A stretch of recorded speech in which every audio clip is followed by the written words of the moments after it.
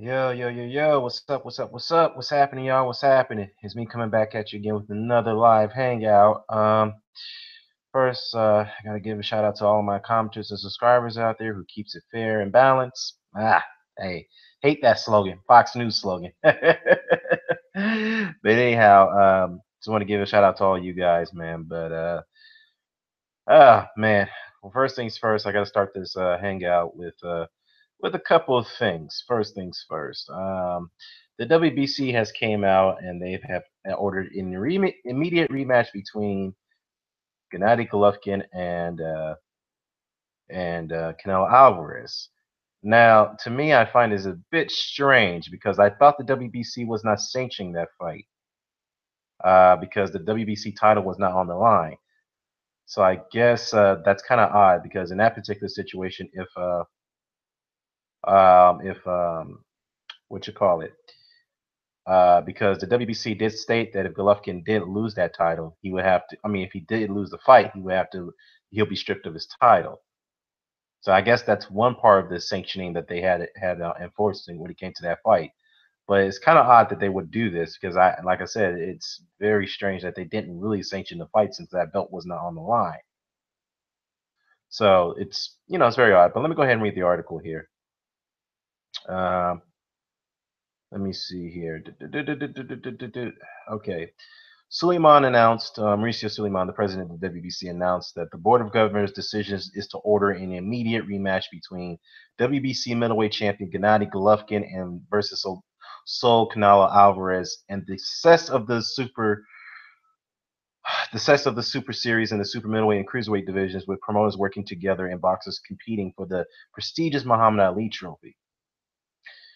Now, that's all it says here, but it doesn't go into details on why did he order that fight. I mean, well, the WBC, which is Suleiman. So that's very odd, very odd. I don't, like I said, that's very strange. I've never seen anything like that happen before, where a sanctioned body orders a rematch for a fight that their belt wasn't even up for grabs.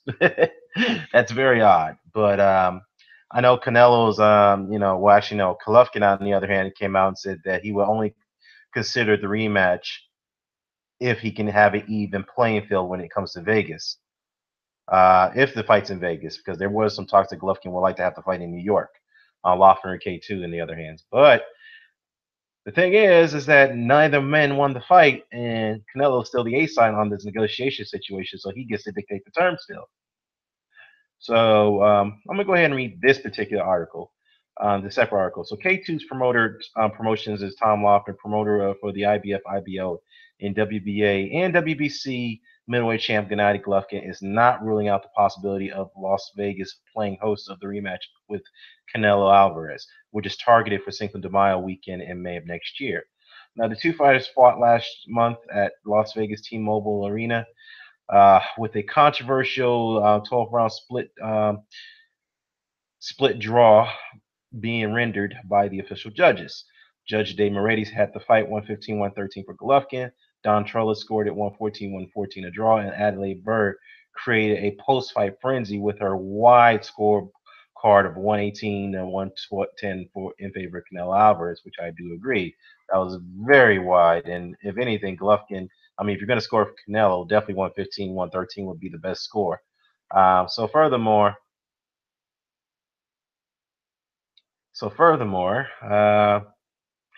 let me see. While the fight lived up to the hype, everyone still focused on the scoring done by Bird. Golovkin, his handlers, and a portion of the boxing public believe he did enough to win the fight.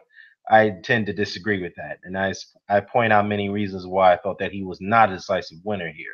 The action was close and competitive, but Golovkin feels that he was robbed of a victory. It's funny that if he feels that he was robbed, but yet he wants an immediate rematch. But the fact is that he won't give Danny Jacobs a rematch, which many people felt that he lost that fight. But he didn't complain at all about about the judges giving him the decision for that fight. So if you want to do the boxing world justice, Gennady, I suggest you give Danny Jacobs a rematch, just in case if this Golovkin fight, this rematch does fall through, just in case. On the other hand, you still got them, Jamel Charlo mandatory shot that is due, and you're going to have to defend that title against him if you elect to do so. But anyways, let me see. Before the fight would have head to Vegas, Lofgren would like to have a meeting with NSAC's head Bob Bennett to discuss their concerns. As previously reported by Boxing Scene, Lofgren does not lay the scoring blame simply on Bird. He didn't like what he felt was a scoring error made by Trilla. Oh, really? By Trilla. It wasn't a question in my mind when he told MMA Junkie Radio, "It was a great event and lived up to all the hype. The action in the ring lived up to all the building. It's just unfortunate that people are talking about the scoring instead of the fight itself," which is true to some degree. Now we'll sit down with Bob, and there are some things that we would like to address if the fight goes back to Vegas. However, we won't rule out Vegas, but I know there are some hesitations uh, from the Triple G side.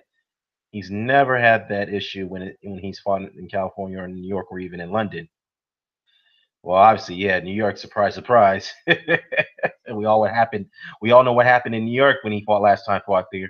But anyways, we just want to make sure it's a fair playing field for both sides. Okay, I understand where you're coming from, but let's be honest. Let's be honest here, y'all. Let's be honest. So obviously, I hope these guys can come to terms when the rematch isn't fully announced, which have a feeling they will. But Golovkin is not going to be the A side here, and Loeffler knows it. So he's gonna have to, he's gonna have to, what you call? It? He's gonna have to, yeah, he's gonna have to oblige to whatever demands that are set forth for them if they want that big payday again. So we'll see how this all plays out. Okay.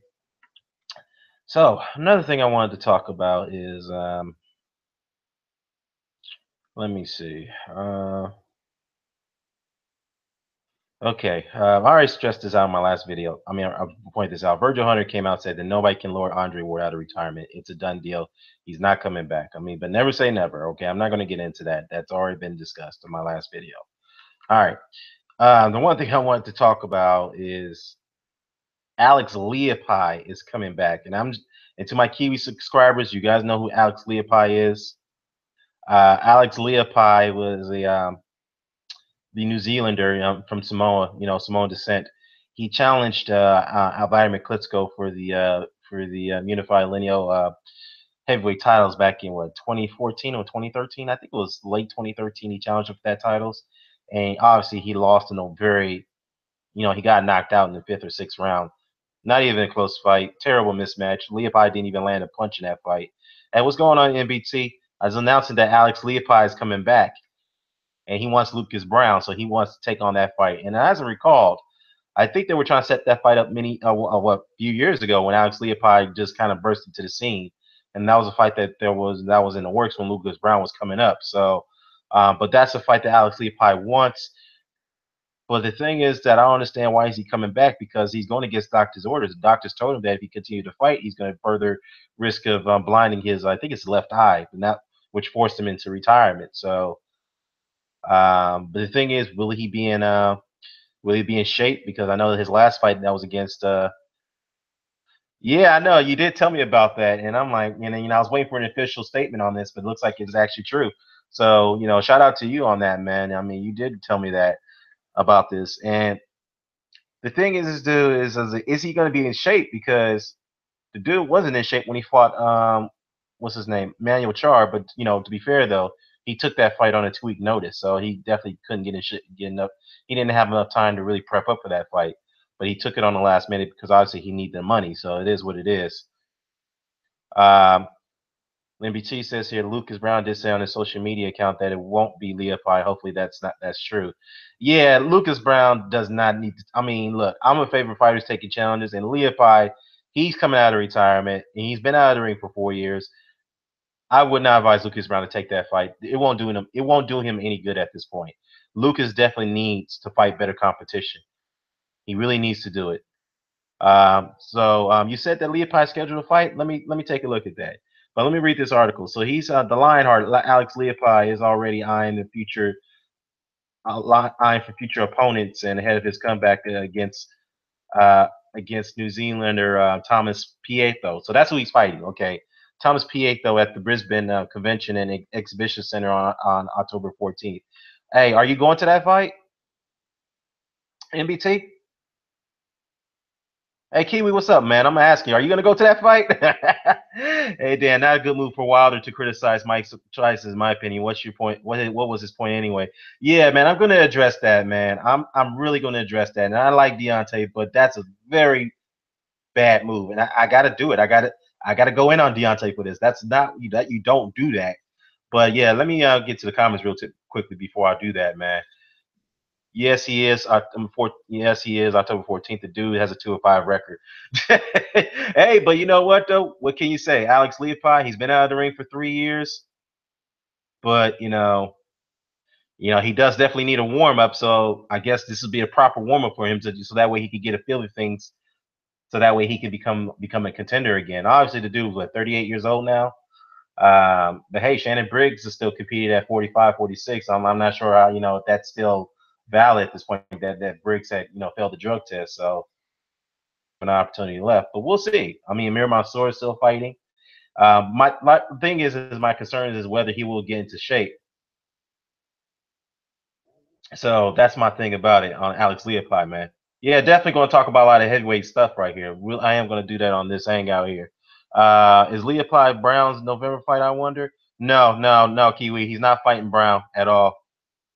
That's not going to happen. Well, Browns even came out, and this is NBT was saying that Browns even came out on social media saying that there's no way in hell he'll ever be fighting Alex Leopold. But hey, never say never, right? NBT said that no chance. I'd rather watch grass grow. Hey, man, it is what it is, man. NBT says love the avatar.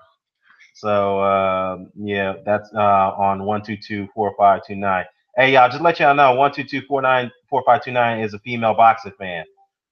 So just let y'all know, it's good to have a female boxing fan chime in and have her thoughts on this. So it's definitely refreshing, for the world of boxing, especially on the social media platform. So this is just a shout out to any female boxing uploader out there. I know there's one out there. I need to send her a message so she can get on sometime. Yeah, if y'all listen, just come on. We can all have a good dialogue when it comes to boxing. So what do we see here? Hey, Blood, what's going on, brother? What's going on, man? Said here, dude, what you gotta do? It must be done. You know what, man? You know me, Blood. I'm a very neutral guy. I got to call for what it is. You know me. I like Deontay Wilder, but to me, that was a mistake for him to do that, man. And I'm gonna just be real, man. I'm gonna keep it real for what I'm gonna give you my thoughts on why in the world would he go after Mike Tyson the way he did. I mean, that's something that can't be defended, man. I'm just being real. You can't defend that shit, you know. Um, MBT says that Kiwi Box at a Kiwi Box. Brown said in the comments on Facebook, so don't worry about it. It won't be Leah Pie. Yeah, true. True. Kiwi says that Mansour versus Briggs is a very good fight. You know what? I would love to see that fight too. But I think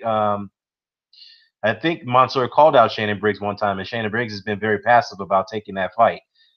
All right. So from what I've been hearing, so I don't see Shannon Briggs will take a risk like that because that's a very dangerous risk. And Shannon Briggs one time, I think he was on yeah, man, I'm gonna go ahead and send you a link, man. I'm gonna go ahead and send you a link. Yeah. Give me a few minutes, man. I'll send you a link, brother. Blood. I'll send you one. Brown will lose to Fury, MBT, Parker, and White, in my opinion. Yeah, I think he's gonna lose to all three of those guys. I mean, he may put up a good fight, but I like Lucas, man. But yeah, I don't think he's gonna win either one of those three fights. I really don't. So yeah. Well, yeah. Anyways, I was gonna say Briggs actually was I think he was on the Hangout interview, a podcast interview with, I think it was Boxing Beats and Rhymes. I think Beats and EJ were interviewing him, and he said that he didn't have to take. He's no longer in a position to take dangerous fights. So he stated that I don't have to do that anymore. So I'm not going to. I'm not going to be doing that. So that's what Briggs is saying. So he kind of made it clear that he won't be taking on dangerous opposition like Mansour. So he's looking for one big payday and that be done. So all right, brother. All right, Blood. I'm definitely gonna send that to your Gmail, man. So just wait for it in a few minutes. But let me just say this about Deontay, man. Here's the thing. He had a social media interview. I think it was either on Facebook, it was on Instagram. I think it was one of those two. He had a live chat and he was being interviewed. I think it was Fight Eye that interviewed him on the live chat. And someone asked to have replied to him that, Deontay Wilder, it was to him, and he said, "Look, Wilder, you haven't even surpassed what Tyson has done." And Deontay took that to heart. He took that very personal, and this is what he said. I'm only saying this from paraphrasing. This is what he said. He said, "First of all, y'all name me the Hall of Famers that Mike Tyson fought. Don't tell me, um, don't tell me, Larry Holmes and Michael Spinks, Black Latin Caesars. What's going on, man? I don't blame Wilder for criticizing Tyson's weak ass resume. Look, man, with all due respect, dude, I got to keep it real, man. Deontay's got he's got ways to go before he could compete with Tyson's resume, and I'm gonna explain why. Okay, this is what Deontay had to say. He said that 1 2 2 4 5 2 9. You know what? That is true. Wilder has been upset because Tyson's been very critical of him. That is true. That's probably the reason why he said what he said. But at the same time, he knows not to really go in on him the way he did because there's no way you can defend that. All right, but here's the thing I have to say. Okay, Mike Tyson's going to have his critique, and he's going to have his opinion. But the thing is that Deontay's going to have to accept that sometimes. All-time greats are not going to be receptive to your fighting style. I understand that, or how the way you fight on your level opposition. I get that. But Deontay's going to have to learn that some people are going to criticize him. Black Latin Caesar says here, a real man never lets another man destroy his name. Why would Deontay let Tyson destroy his name, though, Dan? Yeah, and look, I understand what you're saying, man. It's Deontay. Some right has to defend himself. But to me, the way he went at the way Tyson did, I mean, Tyson hasn't really said nothing about him recently. I mean, nothing other than a few months ago. But other than that, he just won't leave it alone. I was like, dude, you really gonna go after the man's resume like that? This is something you open up yourself a room for criticism. But let me just be fair here. Okay, he said that name the Hall of Famers that all name me the number of Hall of Famers that Tyson fought. He said, don't tell me Spinks, don't tell me what's the other one, Larry Holmes. Okay, because Spinks was a light heavyweight. All right, first things first. First things first. This is the one thing I always got to say is best, man. You cannot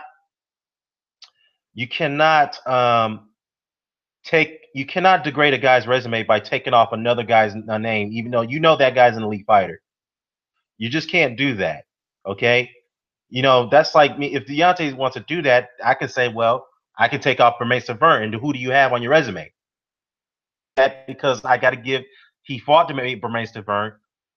Got to give him credit for that, and you got to do the same thing for Tyson when he fought Michael Spinks and Larry Holmes. Okay, two Hall of Famers. Michael Spinks was the undefeated lineal light heavyweight champion of the world. He beat the likes of Yaki Lopez. He beat Marvin Johnson, Eddie Stopper Muhammad, Dwight Muhammad Kawi, cleaned out his division. Yeah, the only guy he didn't fight there was Matthew Saad Muhammad. But other than that, Michael Spinks fought the best, fought the dangerous fighters of his time. Okay, he moved up to heavyweight to take on Larry Holmes because that was the fight that everyone wanted to see. Okay, the undefeated heavyweight champion of the world versus the light heavyweight champion of the world. That was a fight that people wanted to see. Okay, Spinks fought Holmes in the close decision. Some felt that Holmes should have been worthy of that decision. Some people called it the conspiracy because of the Rocky Marciano record was being talked about. But other than that, Spinks won in a very close decision and won in a rematch in a close decision when some people felt that he lost. But the fact is that Michael Spinks defeated a legend who was undefeated. Yes, he was he was past his best, but he was an undefeated fighter. You got to give Spinks credit for that. Okay, Spinks had wins at heavyweight. All right, he was a lineal heavyweight champion of the world. People were talking about the Spinks and Tyson fight right around 86 and 87, okay? When Tyson just came in here and he wrecked havoc in that heavyweight division, okay? When he became the undisputed heavyweight champion of the world, that was the fight that people were talking about. People thought after Mike Tyson beat Tony Tucker to capture the IBF title, which made him undisputed, people said that Michael Spinks will be the toughest challenge that Tyson would ever have. Some people felt that Tyson was going to lose that fight, even though Tyson was a favorite. They thought that he was going to struggle against Spinks. They felt that he was going to struggle against his technicality, his awkwardness, and his defensive elusiveness. You name it. But the fact is that Michael Spinks was no ordinary light heavyweight. Okay, this man had fought the best. He beat the best. So the fact is that yes, you can't take that off his resume. He beat a Hall of Famer, right? He was an undisputed lineal champion. He beat him. He beat Larry Holmes, was an undefeated lineal. He was a lineal heavyweight champion for 7 years. That's what he did. He wreaked havoc in that heavyweight division. Not only that, he beat Bone Crusher Smith. He beat he beat Tyrell Biggs, who was a very good fighter. Pinklin Thomas, what's his name? Trevor Berbick, Frank Bruno, amongst others. I mean, honestly, I mean, let's be real. What name that Deontay's fought that can compare to those guys? I'm just keeping it real, y'all. What about Razor Ruddock? I mean, Razor Ruddock was a damn good win too. So that's another win that you can't take away from Tyson, man. I mean, Tyson became an undisputed champion with less than 3 years. I mean, he had a very limited amateur background. I mean, yeah, he had over 50 amateur fights, but it was still kind of limited to some standards. He wreaked havoc in the boxing world within less than 3 years, and he was already crossover star. This man could go all over the world, and people would mob him. Even in Japan, even in the UK, he was getting mobbed.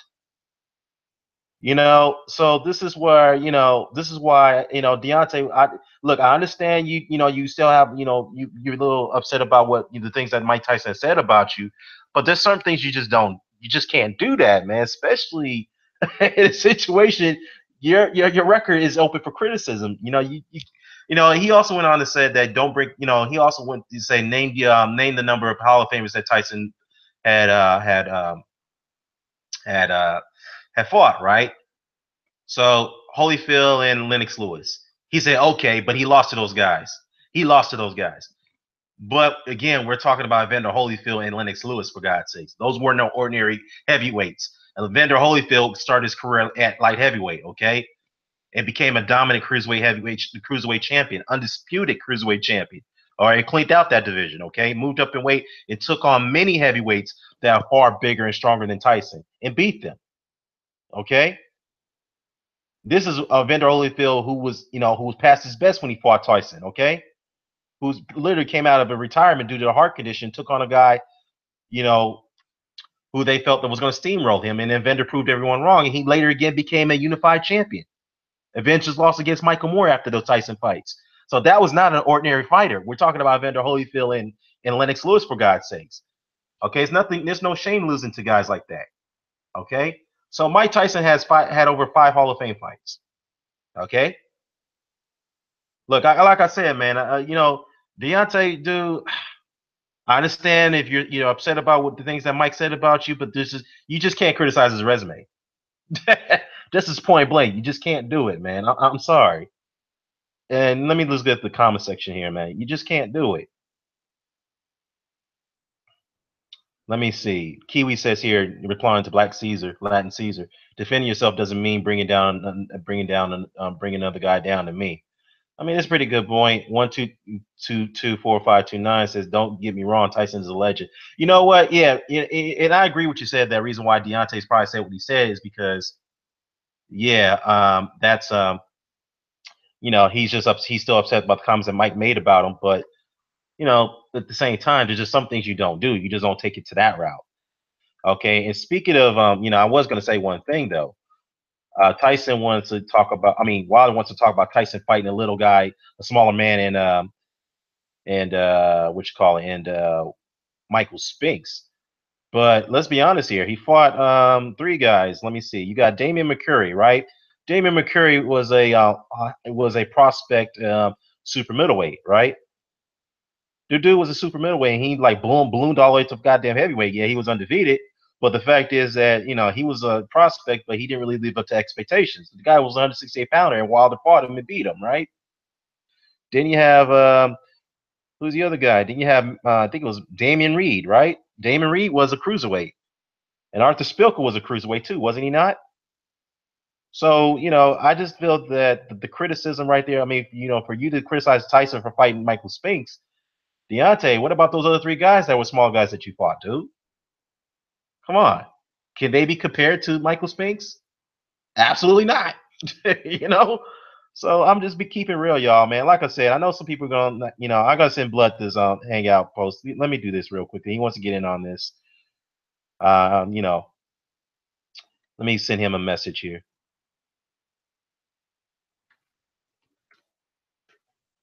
Let me get him in on this one.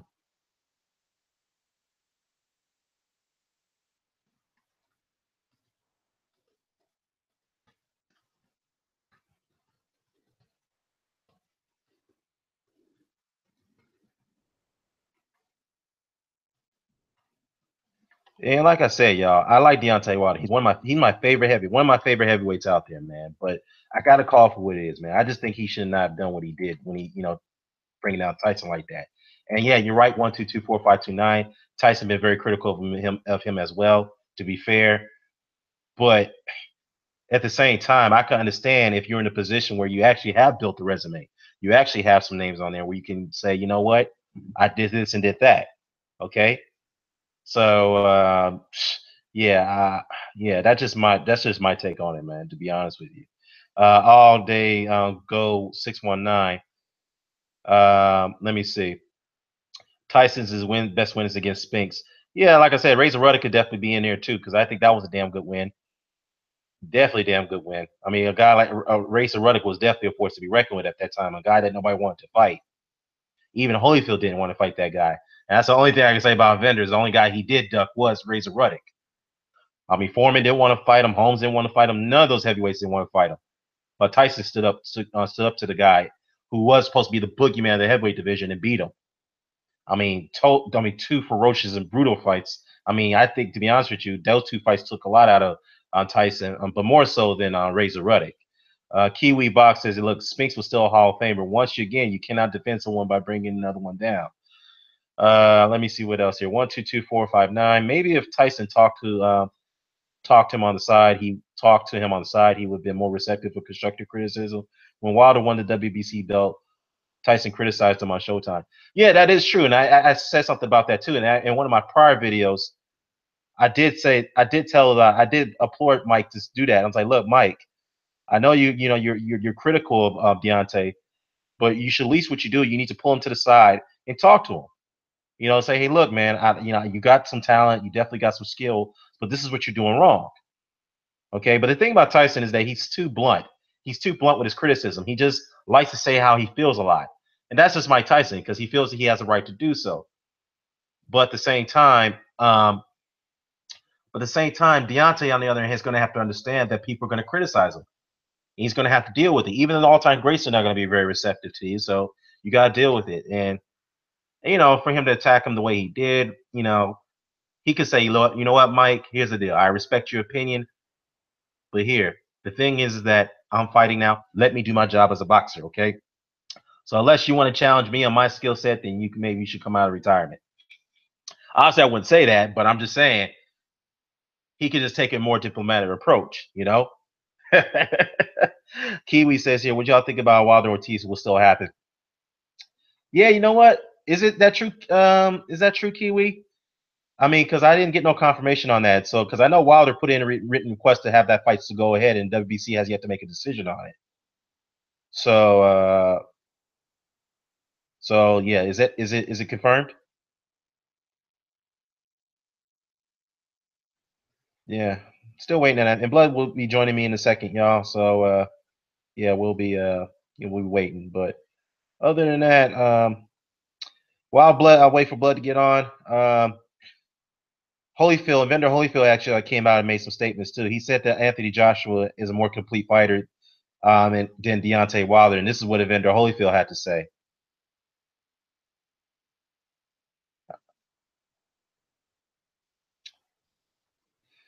Yeah, I think it will take a couple days. I think they're going to let the fight go forward, but definitely going to have some certain conditions when it comes to Luis Ortiz. So that's what we're waiting on. Yeah, I agree with you, Kiwi. I think it's going to go ahead, but I'm just waiting for an official word. NBT says that Tyson would carry him like that dude he fought in the exhibition when he made a comeback.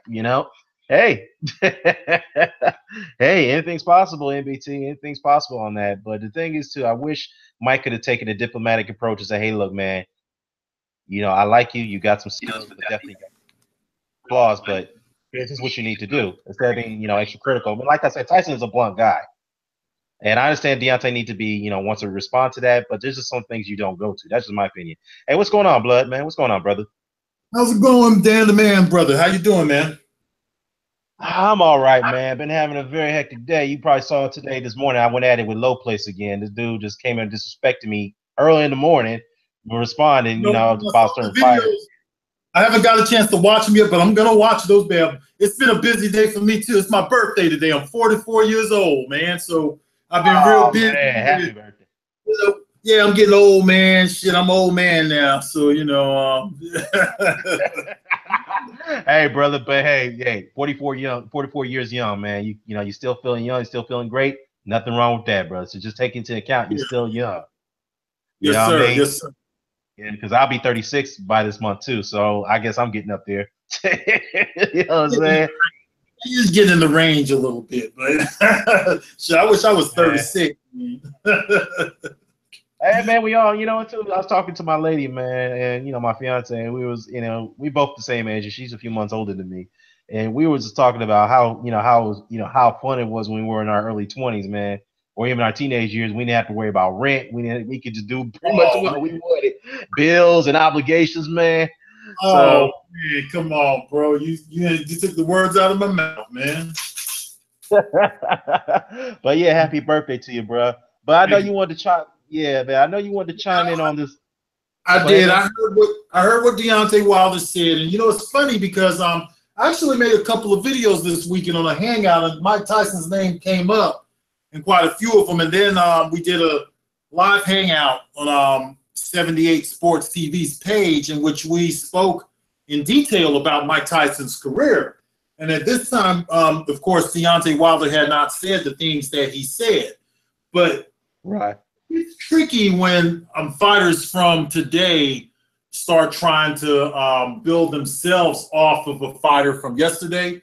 And I know that it's a little bit different in Deontay Wilder's case than it was in Floyd Mayweather's case, because let's not forget that Mike Tyson did have some criticisms on Deontay Wilder, and it's just natural for people who receive criticism sometimes to give it back. You know what I'm saying?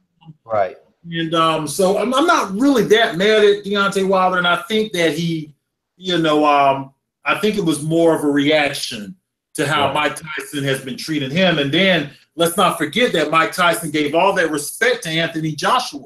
So I'm sure that didn't sit well with Deontay Wilder either. But see, here's the problem with a lot of the media guys today. The same thing that we seen when the guy who was I guess interviewing Deontay Wilder, I know that was just a buddy of his, but a lot of people don't know, who Mike Tyson fought. That's the problem. So when a fighter like Deontay Wilder says, hey, who did Mike Tyson fight? Now, if he would have asked me or you that question, it would have been a whole different story, because we could have went into who he fought and we could have went into who they fought and we could have taken it from there. But the level of competition, okay, is the first thing that we're looking at. All right, the level of competition definitely favors Mike Tyson. I mean, even James Tillis, the 86 fight, even that version of James Tillis is better than most of, 95% of who Deontay Wilder has fought. And, it's not all Deontay Wilder's fault, because I think that the atmosphere of the heavyweight division is not as competitive as it was then, okay? I mean, if you take it back, before Mike Tyson became champion, who was on the scene? You had the Larry Holmes contenders, the last of the Larry Holmes contenders, and the people who were coming up at that time were guys like Trevor Berbick, Carl the Truth Williams, and I'm talking the Carl the Truth Williams of the 1980s, not the Carl the Truth Williams of the 1990s. Two different animals, okay? Just like a lot of these fighters that he fought. See, here's the thing with Deontay Wilder, the contenders of today, the pool that's there for Deontay Wilder, we didn't get to see them lose. You talk about it 10 years from now, we'll have a better idea, if you know what I mean. But yeah, I see you on LVZ. James Quick Tillis, he was mediocre, but he was still better than most of the opponents that's around today. All right, that's true. Yeah. I agree. And then you had guys like Greg Page was on the scene. Mike Weaver wasn't a bad name.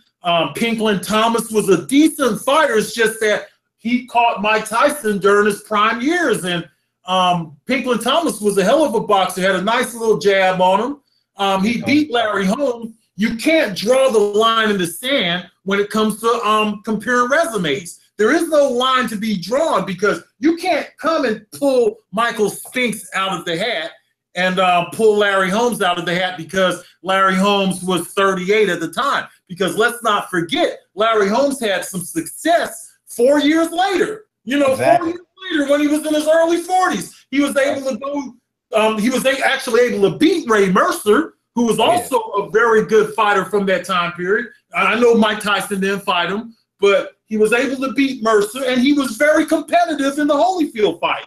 So I mean, you can't eliminate those guys. And then on top of that, he was continuing to fight top level guys when he was because to me, I think that James Bone Crusher Smith, well, he fought Bone Crusher Smith pretty early. I mean, he had already won the belt. Berbick, guys like James Bone Crusher Smith, Trevor Berbick, and you know, I mean, Mitch Green would be a level below them, but these guys are better than what's out there today. And if they had the option to have, you know, pick between 4 belts, and you know, all of those guys would beat Charles Martin, and Charles Martin tote a belt around in this day and age. Hey, you know what, LVZ, you might laugh at Bone Crusher Smith, but I'll tell you what, LVZ, who will win between Bone Crusher Smith, 1985, and Charles Martin? Who would you put your money on? I would put my money on the more schooled James Bone Crusher Smith. Point blank. Tony Tucker was 34-0 when he fought Mike Tyson. Now, I know you guys are not going to laugh at the Jerry Curl's version of Tony Tucker.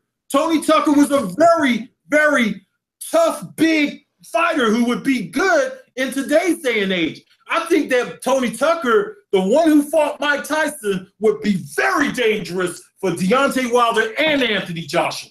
Okay? He fought the young Terrell Biggs. Okay? He fought, now this is the 84 Olympian pre-cocaine. All right? You guys asked me to talk about Mike Tyson. I know this guy's career like the back of my hand. Okay? I know who he fought. I know what the atmosphere was like at that time.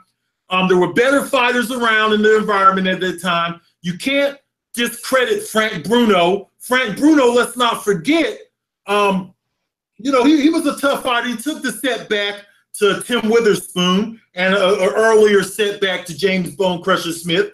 But this guy went in there and he was not afraid of Mike Tyson like the other guys. And let's not forget that he won a belt later when he beat Oliver McCall, who had defeated none other than the great Lennox Lewis. Okay? Yes, Mike Tyson did not fight a whole bunch of these guys, Black Latin Caesar. No, he didn't fight Ray Mercer. There was a handful of guys that he didn't fight in the 90s because of his out-of-the-ring problems, incarceration. He didn't fight guys like Ray Mercer. He didn't fight Tommy Morrison. He didn't fight even Burt Cooper. You know, he didn't Michael Moorer. There was plenty of fighters that he did not fight, but what he has on his resume is still much better than what Deontay Wilder, I'm not saying that Deontay Wilder could not have beat these guys, okay? I'm not saying that. I'm just saying I think he put his foot in his mouth a little early here, because even if you want to say that the only 2 legends that he beat, well, I mean, that he fought, because he lost both of them, was Holyfield and Lewis, have not fought anybody on that caliber. The only fighter that he had a chance to fight that was that could be mentioned as even a legend is retired now. His name's Klitschko. Nobody else in the heavyweight division is guaranteed a spot in the Hall of Fame, and that includes Anthony Joshua, who's only had around 20 fights. So even if he was to beat Anthony Joshua, he still doesn't have enough artillery yet to compare himself to Mike Tyson and what Mike Tyson faced. Yeah, you know, definitely good points, man. I couldn't agree with you more, man. Could not agree with you more. But here's the one thing I would have to say, though. Here's what he should have responded, Deontay, instead of getting all offensive when that somebody came at him on that live chat saying, you ain't eclipsed what Tyson's done yet. He said, you know what? I'll tell you what I'm going to do. I'm going to shut you up. First of all, I'm going to do exactly what Tyson did, if not better. Just watch me do it. And that'd be end of story. That'd be end of story, all right? But instead, the dude went after his resume, and I was like, dude, that's not the way you do it. You don't go there. That's something you don't do. Because you don't know, Dan, what they're talking about, number one, because, you know, they're used to talking to these reporters. That's the problem. That's why they're always questioning, what do you know? You guys don't know. That's the problem. You guys don't know nothing about boxing. He's talking about the boxing writers, and he's correct. When it comes to those guys, he is absolutely correct. But he needs to listen more to Dan the Man Boxing. He needs to listen to 78 Sports, you know, Boxing Beats and Rhymes. All of those guys who are historians who actually study resumes and know who fought who, know what the atmosphere was like, because just knowing a name is not good enough when you're having a legacy discussion. For instance, you could say he beat Bone Crusher Smith, but if you don't know who Bone Crusher Smith is and what other title fights he had or setbacks or anything like that, if you don't know some of these guys who fought each other, such as Razor Ruddock and Bone Crusher and all of these other guys that don't know the atmosphere, then you need to be quiet. And I really don't think Deontay Wilder knows what the atmosphere of the heavyweight division was like back then. Now, if I get, you know, most of us will run rings around Deontay Wilder on the historical tip. We get in the ring with his ass, though, he'll flatten us out. But yeah, I know. we studied the fight more, the fight game more, as far as who fought who as boxing fans. Yeah. Yeah, you know what? Definitely good points, man. Definitely good points. I just think that, yeah, you know, you made me think. I gotta look at this from two different perspectives. Man, I said this earlier. I think in 122454529, the female boxing commenters said this. She said, "Look, you know, maybe if Mike would have been more diplomatic to Deontay, say, hey, look, man, instead of being extra critical of him, say, hey, look, man, you got some talent, but this is what you need to work on. If you talk to me, we can work this out. We can work on your flaws. At least, you know," and I said this in one of my previous videos too. I said, you know what, Mike, instead of putting him down a lot, maybe you should go ahead and talk to him. You know what I mean? Talk to Deontay. Talk to him. And Deontay Wilder said that. He said that Mike Tyson should pick up the phone. See, Deontay Wilder, I'm not being too critical on him because I love the brother. You know what I'm saying? I'm a big fan of Deontay Wilder. And the way he handled this, I think when you look at it the last time, not what he said yesterday or today or whenever that was, but the last time he was critical of Mike Tyson, he said, why can't Mike Tyson just pick up the phone and call me? Yeah, I remember that interview. That was on Right. I think that was right after the Joshua fight when he had with Klitschko. And Tyson was going after all the former heavyweights. I think he also went after James Toney and Shannon Briggs too, to be fair as well. So yeah, I remember that interview, and that's what I commented video on. So I think that's what Mike should be. He should at least do that. But at the same time, I think both of them are kind of like in the wrong to some degree. You know what I'm saying? So I think that, yeah, they're both in the wrong, and I think they both need to come together and talk. But I think the one thing Deontay should not have done, like I said, man, just go after his resume. He should have said, is like, you know what? To that commenter who said that I ain't done what Tyson's done, watch me. I'm going to do exactly what he's done and much better. That's what you have to say. That's all you have to say. Watch me. Watch, I'm going to do it. And that'd be cool right there. That would be that's the only answer you could have given. But instead, you went out and you just tacked his resume like that. I was like, man, that's, dude, especially the criticism you're getting right now, that's something you don't do at this point. You're no position to do that. You know what I mean? So that's the one thing. And you know, I'm not being critical of Deontay either. I like to do. I defended him a lot.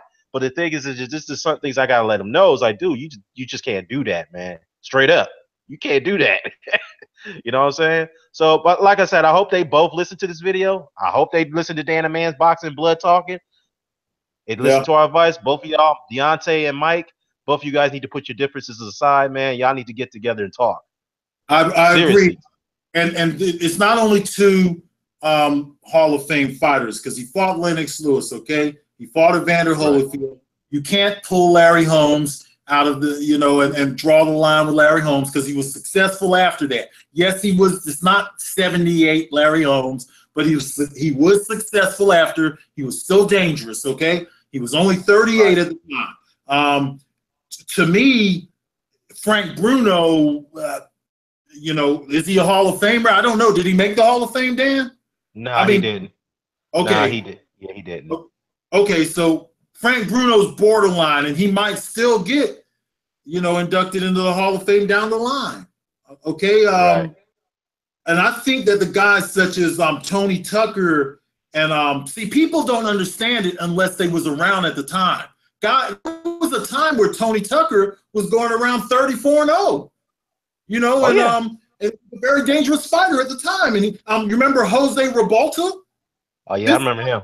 Yeah, this guy was dangerous at one time, but no, they want to think back on the old Tony Tucker and Jose Rebalta, because if you look on YouTube and you look up somebody like Tony Tucker or you look up Jose Rebalta, you'll see that he took a loss to Chris Bird and Vitaly Klitschko and Larry Donnell and guys like that. But the problem is that we don't have that footage on some of these guys today. Who's to know what Anthony Joshua's career is going to pan out to be? This guy might get knocked out by Deontay Wilder. He might take another loss to that other big muscular guy over in England. I can't think of his name right now, but he might take 3 or 4 losses before he retires. This man might have some momentum 1 second, because, you know, there was a time when Tony Tucker had momentum. There was a time when Donovan Razor Ruddock had momentum. There was a time when Bone Crusher Smith and Tim Witherspoon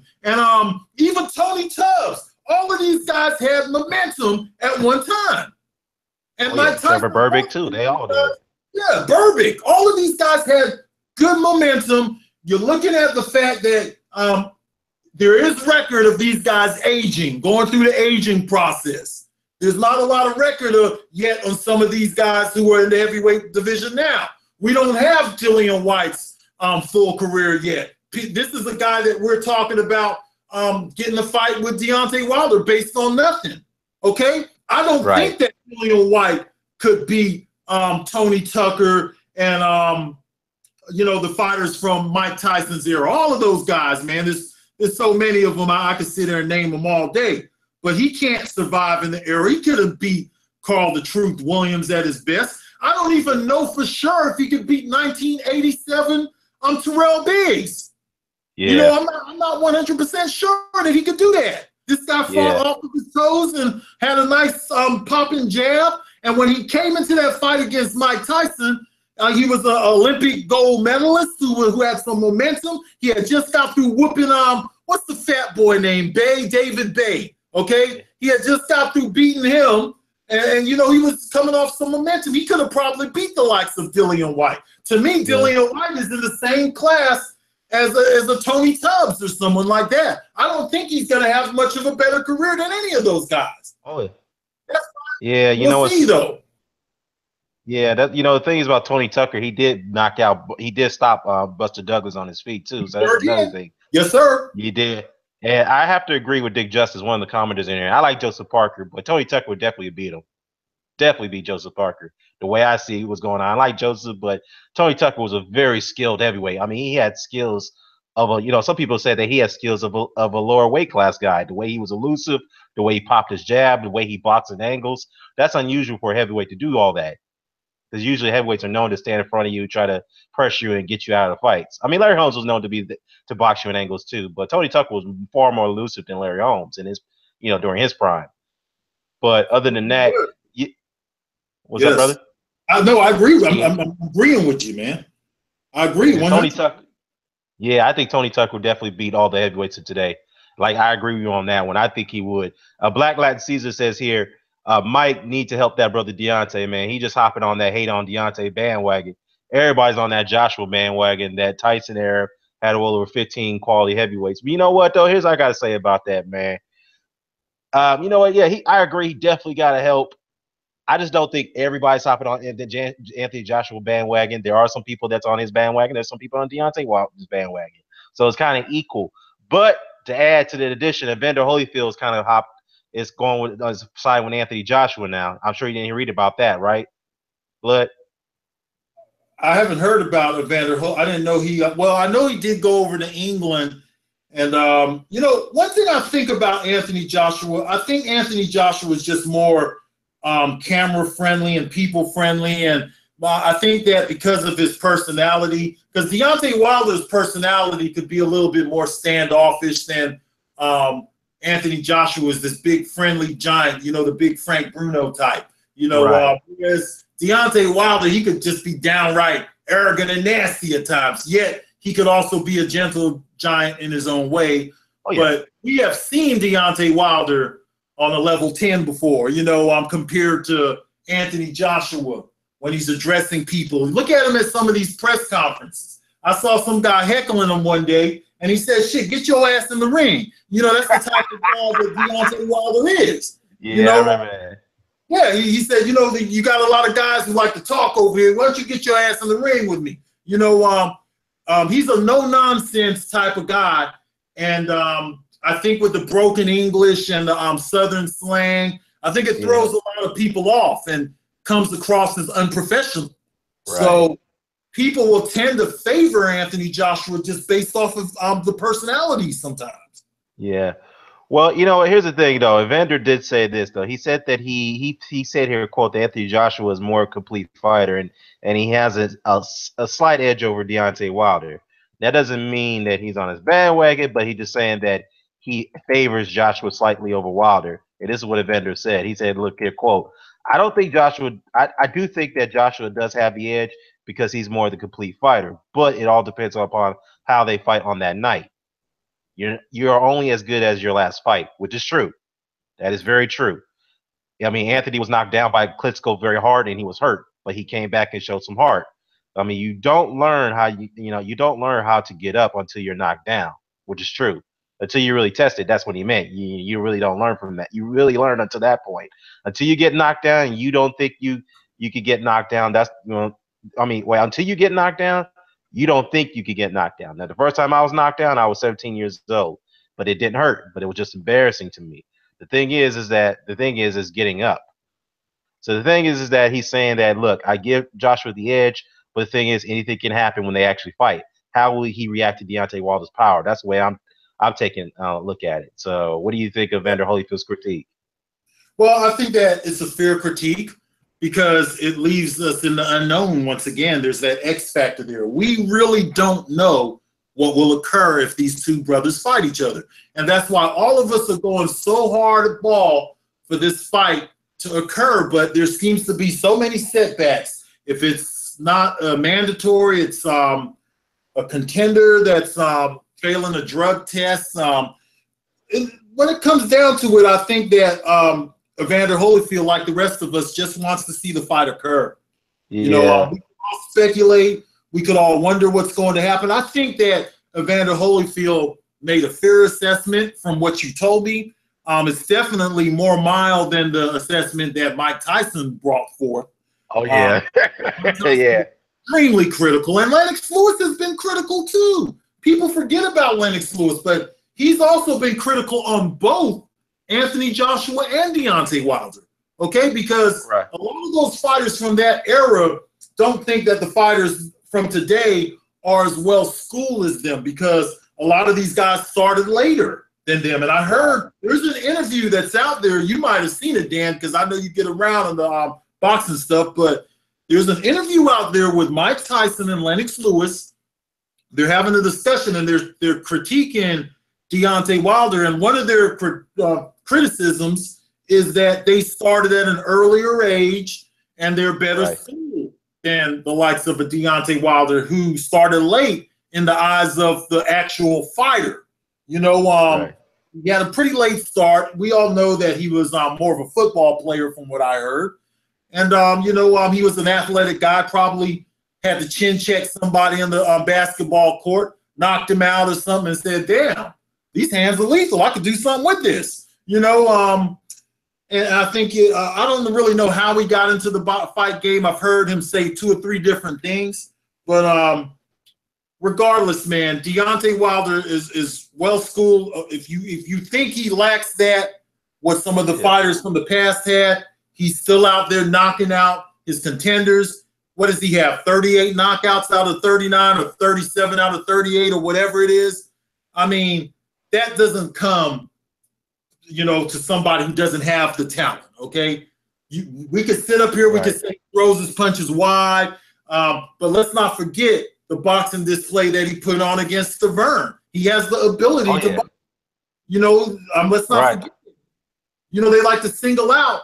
You know, he got a little wild there with Gerald Washington and a few others, but he has shown us that he can box.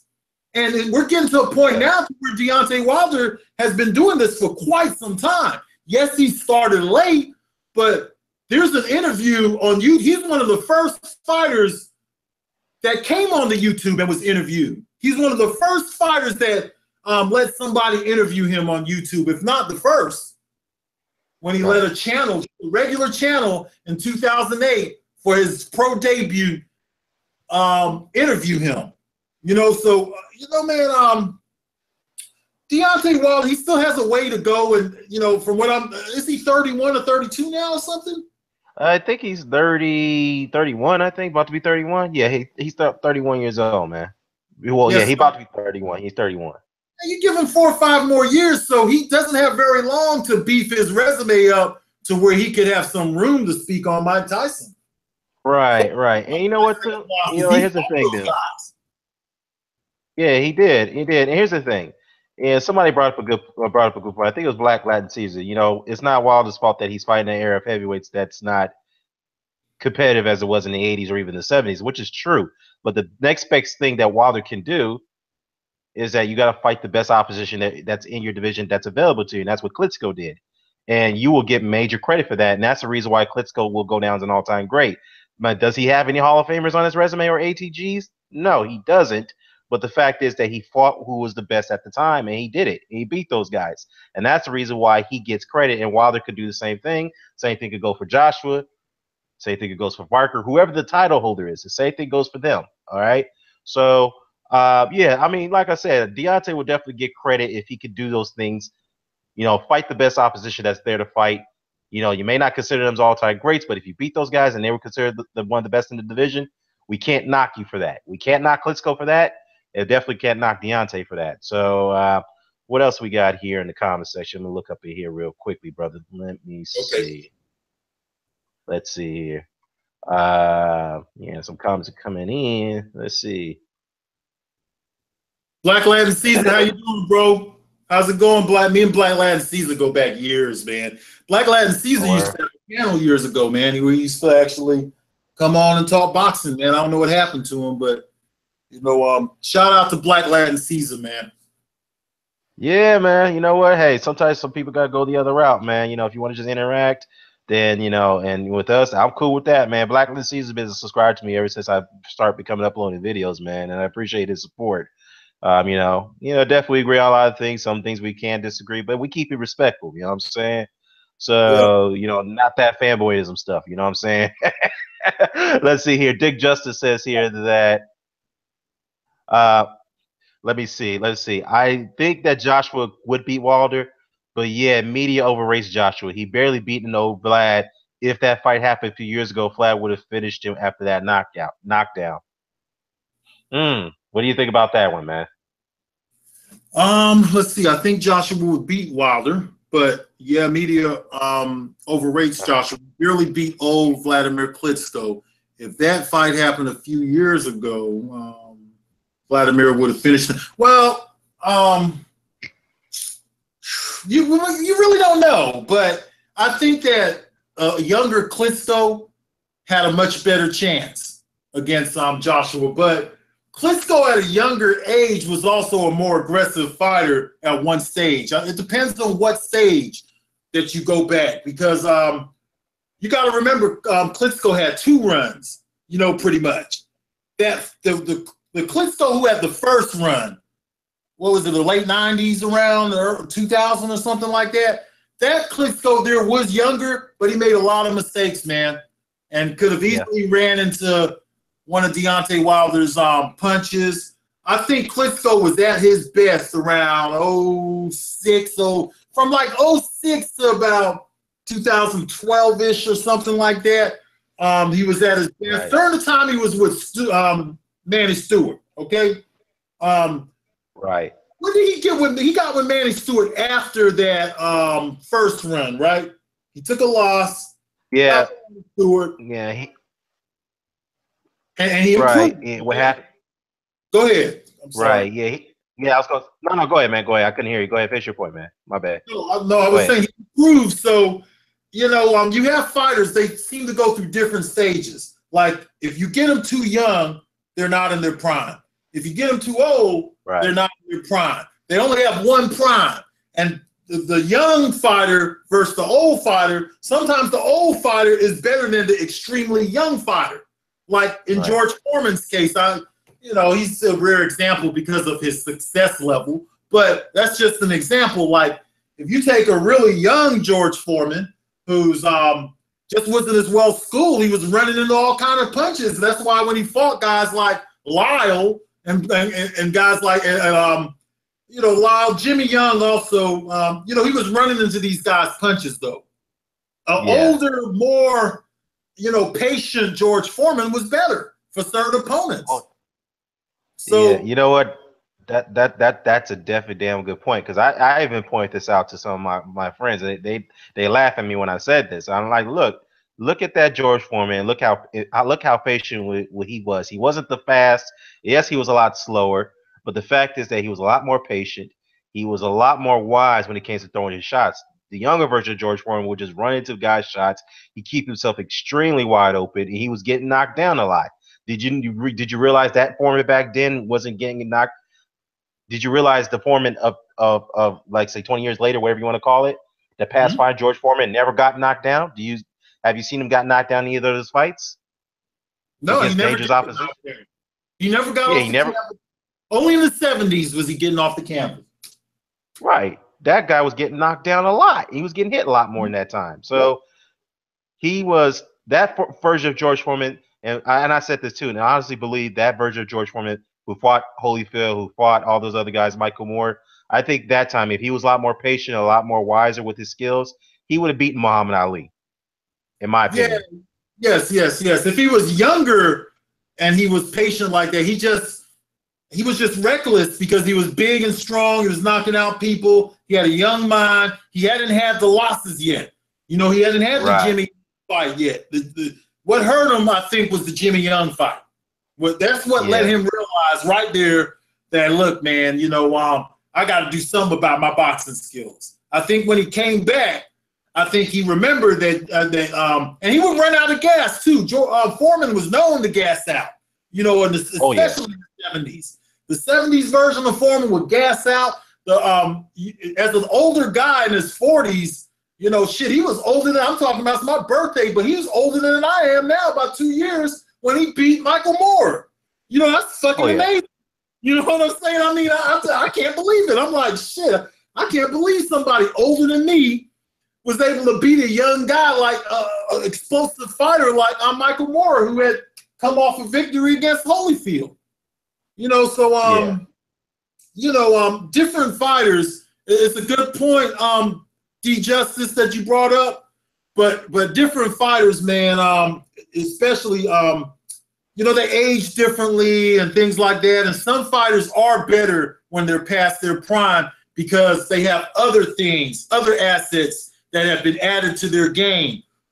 For the things that they lost, the assets that they now have gained are more valuable to them. Right. Okay, so that's how I look at it. There's more examples out there. Right. Absolutely, man. But yeah, man, that's my take on it. Let me go back to the comments section real quickly here. Let's see what else we got.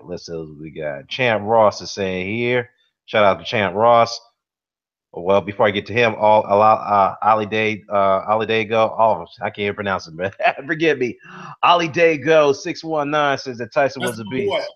Yeah, that's my boy right there. Ali Day go 619. That's my boy right there, man. Yeah. He's cool, man. He's been commenting on my stuff for a while, so props out to him. Champ Ross, shout out to Champ Ross. He said that Foreman's hands were very, very heavy. Yeah, man. A lot of people talked about George Foreman had some heavy ass hands. Dude had hands so damn big. When you shook it, it really felt like it looked like a basketball. That's how big his hands were. So Derek Williams said here, George Foreman, but it took him 10 years to get up. I'm not sure what you mean by that, Derek. I think what you I know. probably I was meant. wondering too. I read that too. From get up from what? Like to get up to get the belt, or to get up from when he was hit by Ali? Shit, I don't know. I, It took a long time to get up from that Ali whooping he got. yeah. Yeah, I don't know about that one, He was man. just laying in Africa, like damn, like please somebody come save me. Somebody please come out and save me from this heat and the heat that Ali is putting on me. Yeah, man. Hey, Derek, man. Hey, man. Hey, props to you, man. But let me try to take a stab at what you're trying to say here. I think you're trying to say that it took Foreman to realize that he couldn't rely too much on his power to get him through fights. He had to be more smart and wiser after 10 years. Maybe that's what you meant, but but damn, I don't know, man. What's up? Yeah. Yeah, Yeah. yeah. Just elaborate a little bit for us, brother. Elaborate for us. Yeah. That's all I ask you, Derek, man. No disrespect, but yeah, but you're still good though. You're still good. Champ Ross says that. Look at Bernard, what he was able to do to these younger guys, and that, you know that's a good point. And, you know, I know we criticize Bernard nowadays, but we can't take away what he did in his career, and that's why I keep going at this dude low place because he like to discredit Bernard for all the shit he done at light heavyweight. I'm like, dude, He doesn't know what he's talking about, Dan. He just said, I I mean, know. you're arguing with low place. You're on so much of a different level than low place when it comes to boxing, man. I mean, I'm telling you this, man. You're on a whole different level. So, I mean, you're doing him a favor by interacting with him, and he'll learn something. But Yeah, you guys are just, they're stuck in their ways, man, and they think they know everything, and that they don't want to listen to nobody. And I think that's what that low place guy is going through. yeah, you know what? Here's the thing about him, man. When it comes to other topics, he seems like he's reasonable. But when it comes to Donna Stevenson or Andre Ward, this motherfucker just changes, dude. He got into an argument with me this morning. He disrespected me in a video response because in my last hangout video, I only said because Virgil Hunter came out and said that there was no money in the Donna Stevenson fight, right? This is Yeah, yeah. Virgil Hunter Yes, said, yes, and I that's the heard. reason why.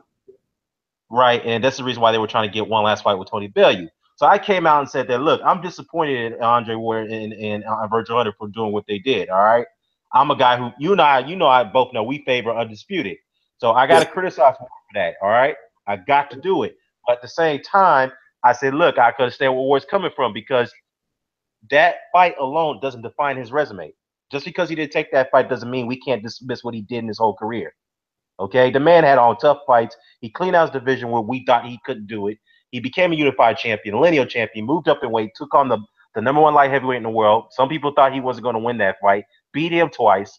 So Andre Ward pretty much doesn't need to have anyone to kind of validate what he did. No one needs to validate what he did. I Absolutely. mean, could you critique him? Perhaps. But the thing is that man probably has one of the best resumes in modern day boxing today. One of the best. I Aside, agree. In yeah, this day and age, yes, it's a very good resume that he has. For right. time period here, and in the age of cherry picking and multiple weights and multiple belts and weight classes too, and everything else, pretty good resume. And one of the things that he did is he participated in and won a tournament. We all know the Right, importance of exactly. that. The guys who are in your comment section, I'll be preaching to the choir if I was to go into that, but you know what I'm talking about, Dan. Right, yeah, I know exactly what you're talking about, man. But and this is why I told this ignorant this dude, man, and the other people, man, who came at me with this shit. I'm like, look, first of all, I can name a lot of all-time great fighters. I can name Robinson. I could go all the way back to Jack Johnson. I could go all the way back to Muhammad Ali, Larry Holmes, Mike Tyson. You name it, all those all-time great guys. But they didn't fight. There were certain fights they didn't fight that we wish they could have fought. They didn't do that. There were some guys they didn't fight that we wish they could have fought. But do we hold that against them in their entire careers? No. Even Floyd Mayweather, the guy that I can't stand, he could Yeah. have fought. But Yeah. I don't dismiss his career. I acknowledge what he did, okay? And he did some great things, especially when he was Pretty Boy Floyd. So this is why I told this dude, I was like, you can't dismiss one man's career just because he didn't fight your fighter. I mean, you gotta have to get over the fact that Andre Ward's not fighting anymore, okay? Your guy's still fighting. So you need to tell his ass and start unifying, start getting those other belts. Not only that, but Adonis Stevenson is not really Hall of Fame He might make it there. He's not no world beater though. Nah, It's not like he dodged no, some legendary fighter who's done this and that. He had his opportunity to fight Kovalev. I don't care whose fault it was that the fight didn't happen. It didn't happen. Okay, so thank you. you know, he could sit up here and he could argue all day and say that it was Kovalev's fault, Kathy Duva, whatever. I don't even listen to that kind of stuff because the fight just did not happen, point blank. Right. And there's no reason for Andre Ward to sit around and wait on Adonis Stevenson because Adonis Stevenson seemed like a hardball kind of guy. He was definitely hard to negotiate with and things like that. And Adonis Stevenson thought that he's better than what he is. He's not the guy that he thinks he is. He has not done anything of that's just magnificent that any other light heavyweight champ from the past can do. In fact, comparing him to other light heavyweight champs is just not much there. Yeah, it isn't, man. But the thing is, to your point, though, I don't want to go on too long about this, but the thing is though, the point is that regardless who you think it was at fault, who was not at fault, the fact is the fights didn't happen. He doesn't have those fights on his resume. You cannot give him credit for fights that did not happen. That's why I try to tell this dude, but he won't listen. So basically, that's what he's trying to do at this point because he knows the Adonis doesn't have a good resume. He knows it. But, as far as him being a Hall of Fame is concerned, nah, man. I think Adonis, if he retires today, nah, he ain't going to the Hall of Fame. I'm just being honest. I don't think he will go. I don't think so either. I don't think he's a Hall of Fame fighter. He'll make one of the Hall of Fames because, as we all know, there's several of them. He'll probably make like the Canadian Hall of Fame and the Toronto Hall of Fame, and they'll invite him to the the WBC champ, to the WBC, some kind of, how they have all these different Hall of Fames. He'll make one of them, but he's not going to make the not the one that Rocky Balboa made. He ain't gonna make that the international. Yeah, the International Boxing Hall of Fame. Yeah, but to be fair though, Stallone got in because he was a contributor, not as a fighter. So I know. I like bringing that up just to discredit the Hall of Fame every time. I just can't help but bring it up. But to be fair though, there are some legit criticism here because here's the thing. You got Nakalino Lache for one. I mean, he was a good fighter of his time at light welterweight, but I really felt that he didn't do enough to get into the Hall of Fame. I mean, he had a lot of wins. Mm-hmm. I mean, with only 14 knockouts. The dude had like 117 wins and 14 knockouts. He did fight some good opposition. He fought Antonio Cervantes to beat him, and Takashi, who was the Japanese light welterweight champion. He has some good wins, but to me, I just felt that he hasn't really done enough to get into the Hall of Fame, in my opinion. He fought some good opposition at this time, right? But I don't know. That's just my opinion on it. He was a damn good fighter, but to me, I just felt that it falls short. Guys like him, Jess Willard, Costas, not Costas. I'm sorry, Costas definitely deserved to get in. Is Jess Willard in the Hall of Fame? Yeah, Costas is in the Hall of Fame. Yeah, he is. What about Jess Willard? Is he in there? Yeah, he's in there. I don't know about that now. I don't know about exactly. Yeah. Yeah. I didn't know Jess Willard was in the Hall of Fame, man. Wow. Yeah, he's in the Hall of Fame based off one win. Y'all know that win too. That's his only win. Yeah, his only best win. By Jack Dempsey. That's all. That's all. I mean, I guess you could give him credit for taking the fight, but God, dog, that little guy beat the shit out of his ass, man. Yeah, man. On YouTube too for us to see. I watched. Yeah, exactly. I watched that years ago, and he got him an ass whooping, and the only victory he had was that Jack Johnson victory, really. Right. I mean, yeah, that's true. That's the only victory he's got on his resume. I mean, the guys. I mean, look. There's some guys you can't question. I mean, Mysterious Billy Smith, the guy had more losses than wins, but he's still in the Hall of Fame because Mysterious Billy Smith is a good victory. He has some good victories on it. But when did he fight Mysterious Billy Smith? Because Mysterious Billy Smith is coming out of the fucking late 1800s, man. Yeah, he did, but he got wins over Kid Levine and Barbados Joe Wilcott. But let's be honest, the dude was a dirty fucking fighter. That dude fought dirty in those fights. He didn't even give a damn about the rules. He was biting guys in rings, bending their arms. He didn't give a Billy fuck. Smith, I didn't know he was still fighting when Jess Willard came about because Jess Willard didn't fight in the 1800s. No, he Jess Willard didn't. But I think was a younger fighter in the Jack Johnson fight. He didn't fight in the 1800s.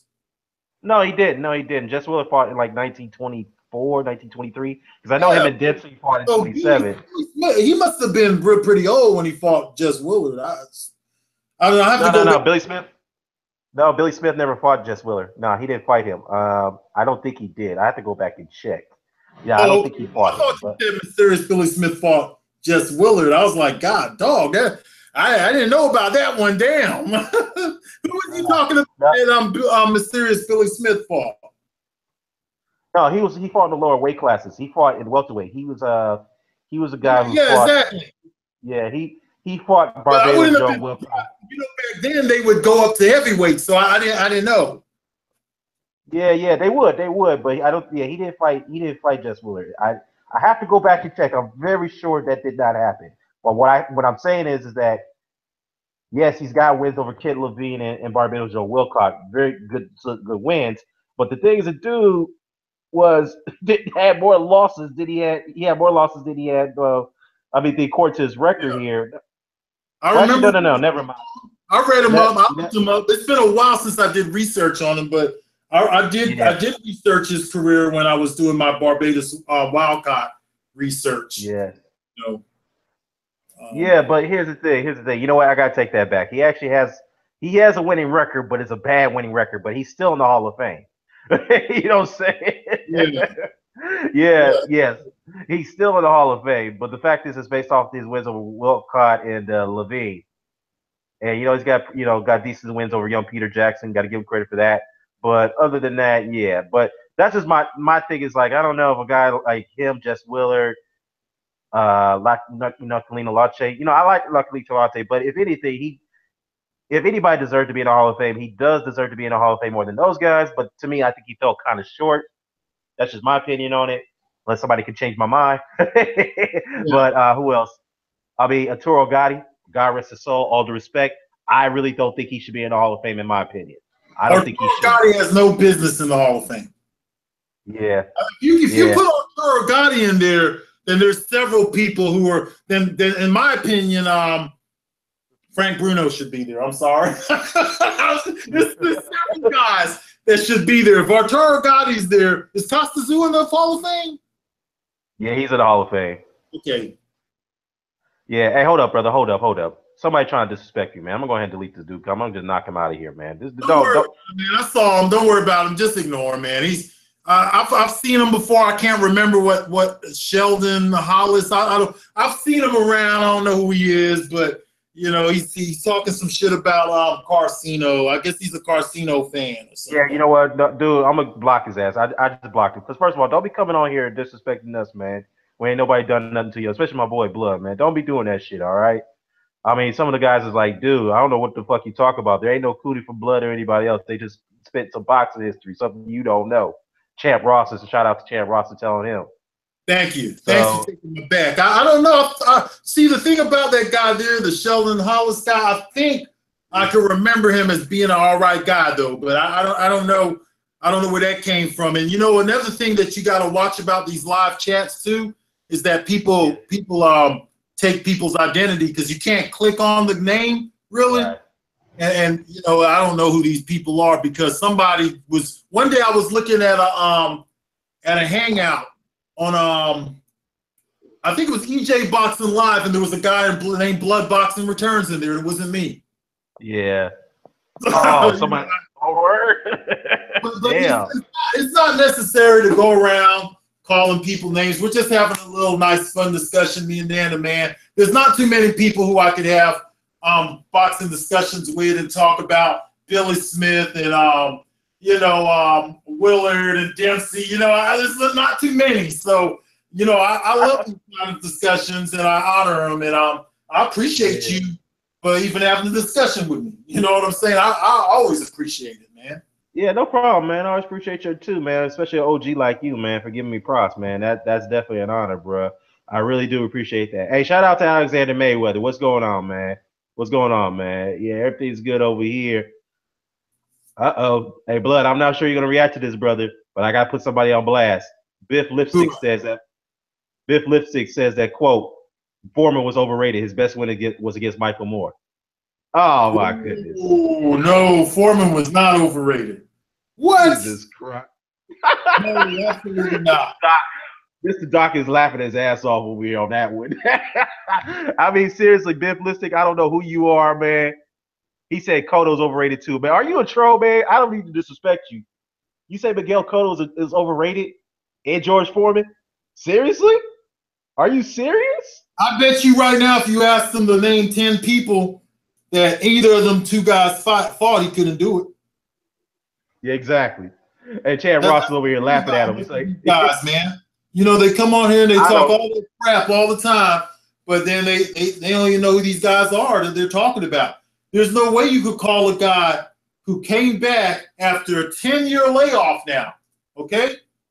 Came back at the age of, what, 37 or 38 years old to actually win a belt, and put up a competitive match against Evander Holyfield, prime Evander Holyfield, okay?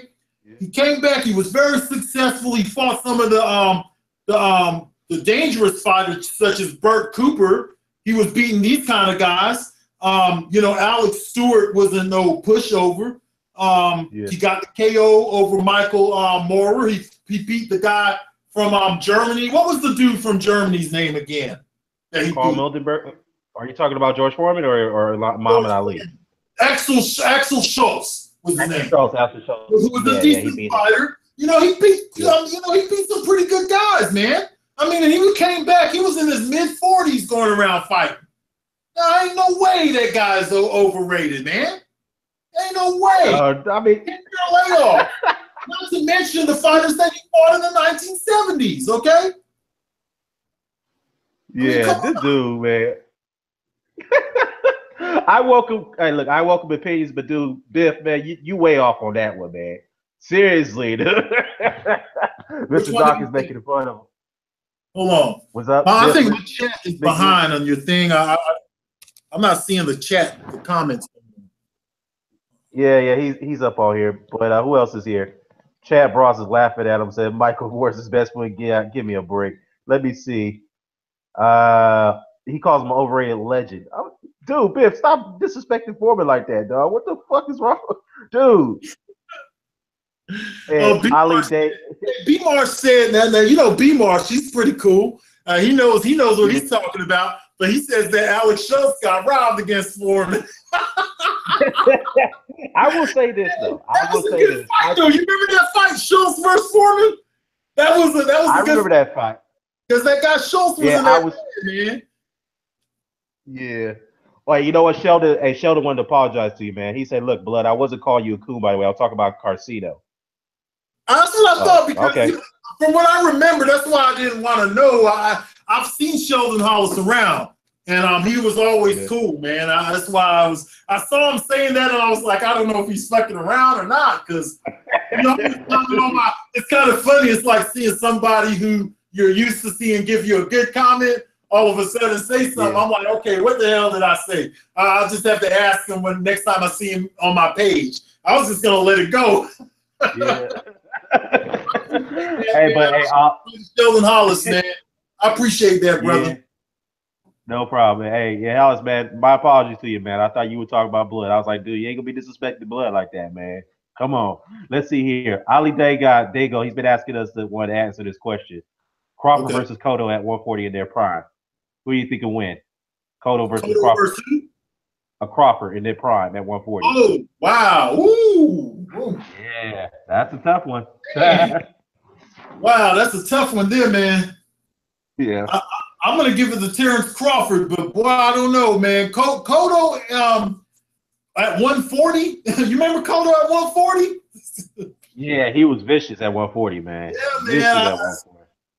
He's definitely he's a standout, man, when he was at that weight. The best thing from Puerto Rico at that weight, because he was better than Danny Garcia. I guess Danny Garcia is more, I don't know, I guess he's more of an Americanized, but, you know, what's up, Pablo?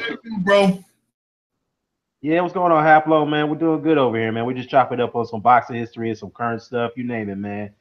Let me see here. What's the guy named Biff is still going at Foreman, dude. He talking all kinds of shit. He called him the biggest ducker in heavyweight history. Oh man, I mean, dude, Doesn't should know we be Foreman's career. Like I said, he doesn't know his career. Like he couldn't name you right now if this guy was to get on the chat. He couldn't tell us. He couldn't get on here and tell us why Foreman is overrated. Because once again, how many other fighters came back? He had the record until Bernard Hopkins beat that record. But he beat Michael Moore, a young Michael Moore, after he came out of retirement after 10 years now. I know he had been fighting for a while by the time he got to Moore, but he gave Evander Holyfield a very competitive fight. Okay, in the early 90s, he fought Evander Holyfield, okay? 91, I think, was the year. All right, that version of Holyfield was unbelievable. Threw punches nonstop.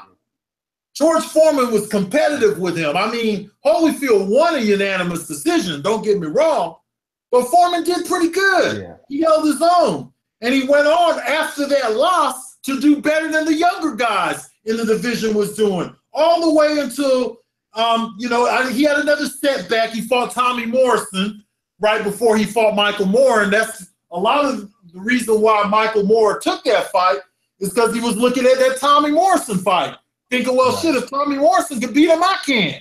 What happened? Right. No, Foreman, a guy with that kind of power is not overrated. Thank you. Thank you. He's not, man. I mean, here's only one thing I got to say is he's saying that Foreman was stripped twice for ducking. Well, let me clear that up. First things first, Foreman was stripped he was stripped twice. Yes, he was stripped when he beat Michael Moore. He didn't defend his title against Tony Tucker, the WBA title, right? When Tony Tucker was the mandatory. So, yeah, he vacated it. He did defend his IBF mandatory against Axel Schultz, okay? He defended that title. Yes, it was a close fight. Some people felt that Foreman lost it. But the IBF, due to the controversy, the IBF ordered the rematch. The thing is that Foreman was going to go along with it, but he did not want to go to Germany to defend that title because Schultz and his team wanted to get that fight in Germany. But instead, going through that hassle, he vacated his belt. So, okay, other than that, you want to say that Foreman ducked a lot of guys in his career. Those are only two guys I can think of. That's what you're mentioning. But other than that, he already fought Schultz. He ducked. He had a chance. Shavers wanted him in the 1970s, and he didn't give it to Shavers. Yeah, he still fought Young, and Jimmy Young was one hell of a fighter. Jimmy Young was a well-schooled fighter, very good. Some people thought that he beat Ali. Yeah, and he fought him. He fought Jimmy Young. Yeah. He did fight dangerous Ron Lyle when Ron Lyle was dangerous. Beat the shit out of Joe Frazier twice. Oh yeah, I got to get on that. I got to get on that real quick because Biff is coming at us. He's like, look, Frazier was way past his prime. Nearly got knocked out of Bonanza in 2 rounds, and he was only 212 pounds. You guys are reaching. All right, man. I mean, was Frazier undefeated when he fought Foreman? As I recall, or he had one loss? When Frazier fought Foreman, he was still undefeated. All right. He was undefeated. He didn't lose. Yeah. No, he didn't lose. He had the tough fights with what's his name? The little guy Oscar funny talking guy Oscar Oscar Bonavina.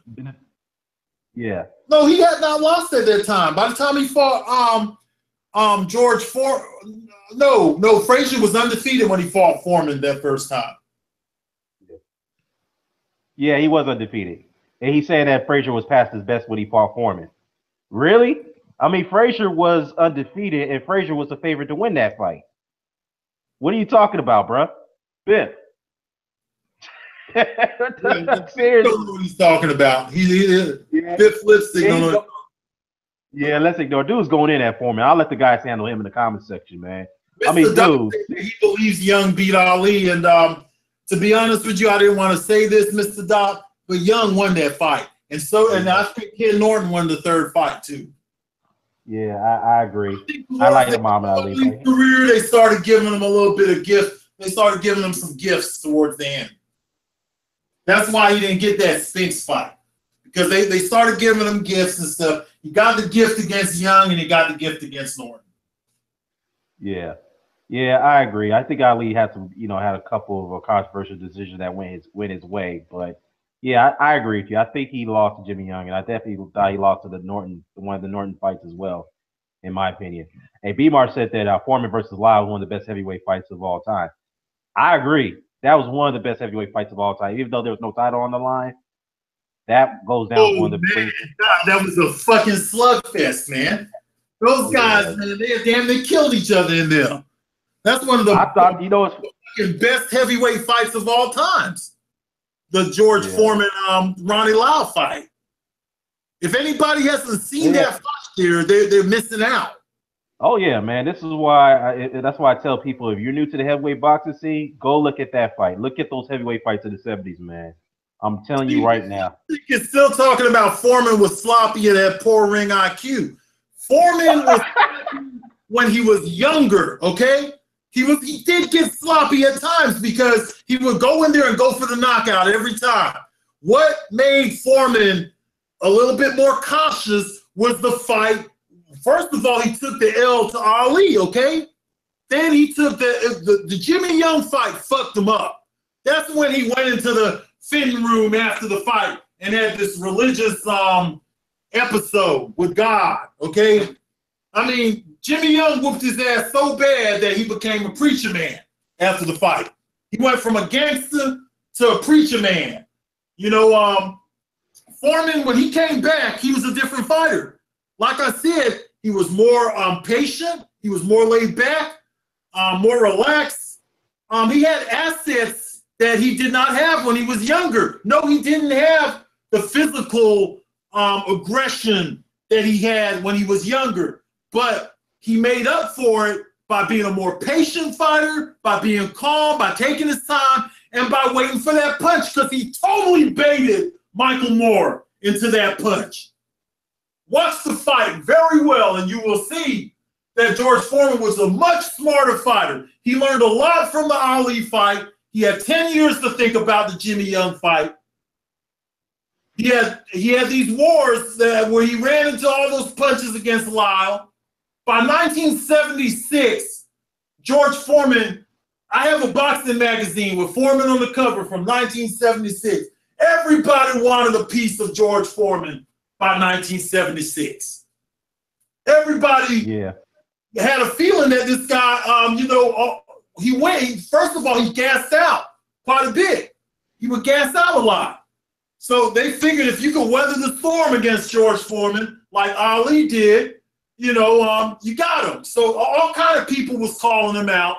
The thing that would have been interesting is that Foreman had stuck around for the early 80s. If Foreman had stuck around for the early 80s, his career would have panned out totally different, because he would have had to fight a younger version of Jerry Cooney. He eventually did fight Cooney, but by the time he fought Cooney had been inactive and things like that. He would have had to fight the version of Cooney that was going around beating guys like Ken Norton, getting rid of all the old legends, because Cooney came out as some kind of a legend killer when he first came to surface. He was more of a legend. George Foreman would have had to fight, probably would have ran into Shavers. For whatever reason, he did duck Shavers, because Shavers called his ass out. Okay? Yeah. He would have had to fight Larry Holmes. And we all know that Larry Holmes, for several years, wanted to fight George Foreman. But what did George Foreman do? He did the smart thing. He sat back for almost a whole fucking decade, okay? He sat back and he let a whole era go by of Pinklin Thomases, Tony Tubbs, Tony Tucker, all these guys, Carl Williams. He let all these guys go by and beat each other up. And by the time Foreman came back at the age of 37 or 38, he was a young, fresh 37, 38 who had thought very deeply and took some time out to think about those ass whoopings that he received from Young and Ali, who both, they beat the hell out of him. Young put him on his ass. Young put him on his ass, and if Young had more power, he would have stopped George Foreman. Go back and look at the fight. Yeah, Biff is still. Hey, he's still. Hey, dude, he's going in, man. He's like, look, Young couldn't even punch, man. Skills would be limited. Lyle had limited skills. The form was saved by the bell. I'm like, dude, do you know who Ron Lyle was, man? Do you actually know who Jimmy Young were, man? Did you actually watch them fight and who they fought? Lyle knocked out Ernie Schaefer's, a guy who said you could say was more skillful than him. He knocked him out. Okay, and you got Jimmy Young, dude, who's an incredible boxer. Many people felt that beat Ali. Okay, yeah, he didn't have punching power, but he was a hell of a boxer. Okay, ask George Foreman himself if you think Jimmy Young was a slouch. Dude he was no slouch, man. Pretty much one of the most underrated heavyweights we've seen. So come on, dude. I don't like the way you come in at Foreman like that, dude. Real talk. I don't like it. But I'm tolerating this. Man, a lot of these guys, they talk all that crap, but they don't know who Jimmy Young and all of those guys. They don't know. Once you start naming that, you have to know how to talk about the atmosphere. You can't just talk about the fighter. You have to talk about the atmosphere and the time period of when these fights occurred and when these fighters were in their prime. Okay, it's just like Deontay Wilder. When Deontay Wilder says Mike Tyson, who all he fought, who's all Hall of Fame, you say, oh, well, Lennox Lewis and Holyfield, he lost to them. But yet he doesn't acknowledge the heavyweights that was out at that time. There's a problem. Yeah. Point blank. Yeah, exactly. Exactly. Definitely a problem. Hey, shout out to Mr. Boxing Today. He's in the chat room, and peanut butter and crackers is in here as well. Shout out to the brothers. Let me see. I'm gonna go into the comments section. How you doing, bro? Yeah, dude. When it comes to heavyweight talk, you know he'll be coming up in here. Yeah, he knows. Boxing Today knows his heavyweight boxing like nobody, man. Oh, he is the dawn of heavyweight boxing talk. There's no doubt about that. He's been doing it for years too. That's always been his thing. His bread and butter has always been the heavyweight division. Now, here's the thing. I'm not sure if you agree with this one, man. Biff saying that you don't have. First of all, he's saying that Wilder would definitely be Foreman of yesteryears of the 90s and the 70s. What do you think about that one, man? I don't think Wilder could beat George Foreman, man. I'm sorry. I actually think that George Foreman, the 70s version and the 90s version, I think that the 70s version would do better against certain fighters. And I think the 90s, like the 70s version would have beat the shit out of Tommy Morrison. Oh yeah. He would have torn Tommy Morrison up. The 70s version. Okay, but the 90s version was better for, better boxers, because he was more patient. He wasn't going to run into the punches. He was going to take his time a little better. But if Tommy Morrison would have ran into that beast from the 1970s, his ass would have been done because he had a very questionable chin. And George Foreman was just fucking... He was coming in. He was coming for your ass. And George Foreman had a very steady chin. Could have taken Morrison's power. So, it just depends on the fighter. I think certain fighters would have been better for the 70s version. Right. Definitely. Yeah, we all concentrate on what Biff is saying now because now he's discrediting Frazier. He's like, Frazier was a 205-pound guy. I'm like, dude, Frazier beat Ali and Bob Foster, man. What and Jerry Corey, what do you? Oh man, he beat those guys before he beat Bob Benavidez too. He never stopped other than the Ali fight. Bonavita gave everybody fucking fits. He gave everyone fits. The only guy who ever stopped Oscar Bonavita was Ali. Right. Exactly. What the hell is this guy talking about? I don't know, man. He's discrediting Frazier because he was too small. But again, Frazier was a favorite to win that fight against Foreman. What are you talking about, man? He beat the big guy of that time period, the undefeated Buster Mathis. Yeah, exactly. Who was a good fighter. If you don't know, see, you got to know the atmosphere of the time period. Buster Mathis was around. He beat him. Oscar Bonavita was considered to be dangerous. He beat him.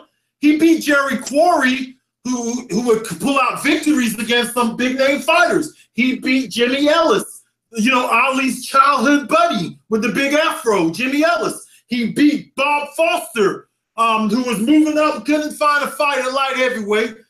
He moved up, since you want to call him a small guy. Well, shit, he beat the small guy of that time period. He beat him. Yeah. Okay, yeah, the dude was funny, dude, because he said what's Worm's best win. We all told him it's Frazier. You got Frazier, you got Lyle, you got Michael Moore, you got who else? You got Ken Norton, amongst others, man. So dude, what Worman's favorite win? I mean, his best win? Yeah. Or Frazier. We told him that, but he's discrediting Frazier. I'm like, dude, let's move on from the dude, man. The dude doesn't know what the fuck he's talking about. I'll let the guy talking about, man. I'm telling you, dog. These guys, they don't know what they're talking. They can't talk boxing, man. These guys in today's modern day, these guys today, they cannot talk boxing with hardly nobody. Not who knows boxing like we do. And I'm not trying to be, sit on some pedestal, because there's several guys who could talk on my level. Several. You, Mr. Boxing Today, Boxing Beats and Rhymes, EJ Boxing, 78 Sports, Boxing Librarian, you name it, it goes on. Right. These guys are not in our class when it comes to talking boxing, because they don't know the time period. This Biff Lipstick, he doesn't know Oscar Bonavina. Yeah. He don't know these guys. He don't know what they're all about. Yeah, you know what I'm gonna do, bro? I'm gonna say this to it. I'm probably gonna maybe do a video response on this one, because I'm gonna go in on this guy, man. I'm gonna have to do it. I'm gonna have to go in. I'm like, dude, you cannot be serious, man. Joe Frazier, 205 pounds out of his prime. I mean, what is it? 5 pounds, but he beat the shit out of Bob Foster, who was, he was the light heavyweight of that time period. He'll come in around at 185 or something. So he beat those guys. He'll beat the little guys. The guys his size couldn't fight him. And to be honest, if Frazier was in today's heavyweight picture, he probably wouldn't even fight heavyweight. He'd have to shed the 5 pounds and fight as a cruiserweight. The guys today are way too big for Joe Frazier. But if you put Joe Frazier up against Rocky Marciano, I bet you, I would be willing to bet he would have beat Marciano's ass. Yeah, I think he would have won that fight. And the thing about Frazier, Joe Frazier, who fought Jimmy Ellis and Ali of 69-70 against Rocky Marciano at his best, okay, I give it to Joe Frazier. Right. And here's the thing about Frazier. He was a small heavyweight, but the motherfucker could crack. He hit so damn hard, okay? Especially with that damn left hook he was so known for, okay? Very good movement, too. Nice upper body movement. He didn't have very good fast feet, but he had nice head movement and nice upper body movement. And we all know what he brought to the table. Right, exactly, man. Hey, now we got the comment section lit up right now because of this topic, man. They're appreciating us for having this discussion. Real talk. Well, you know what, man? Because not too many people could have the discussion. That's true, man. I love that discussion, man. Yeah, it's very refreshing. Yeah, it's good though. Yeah, good point, man. It's very refreshing to have discussions like this, man, because we could appreciate what the fighters of yesteryears, and we're always bringing them into light to make people realize what they were, and so that way we can get people to look at them. Let me see here.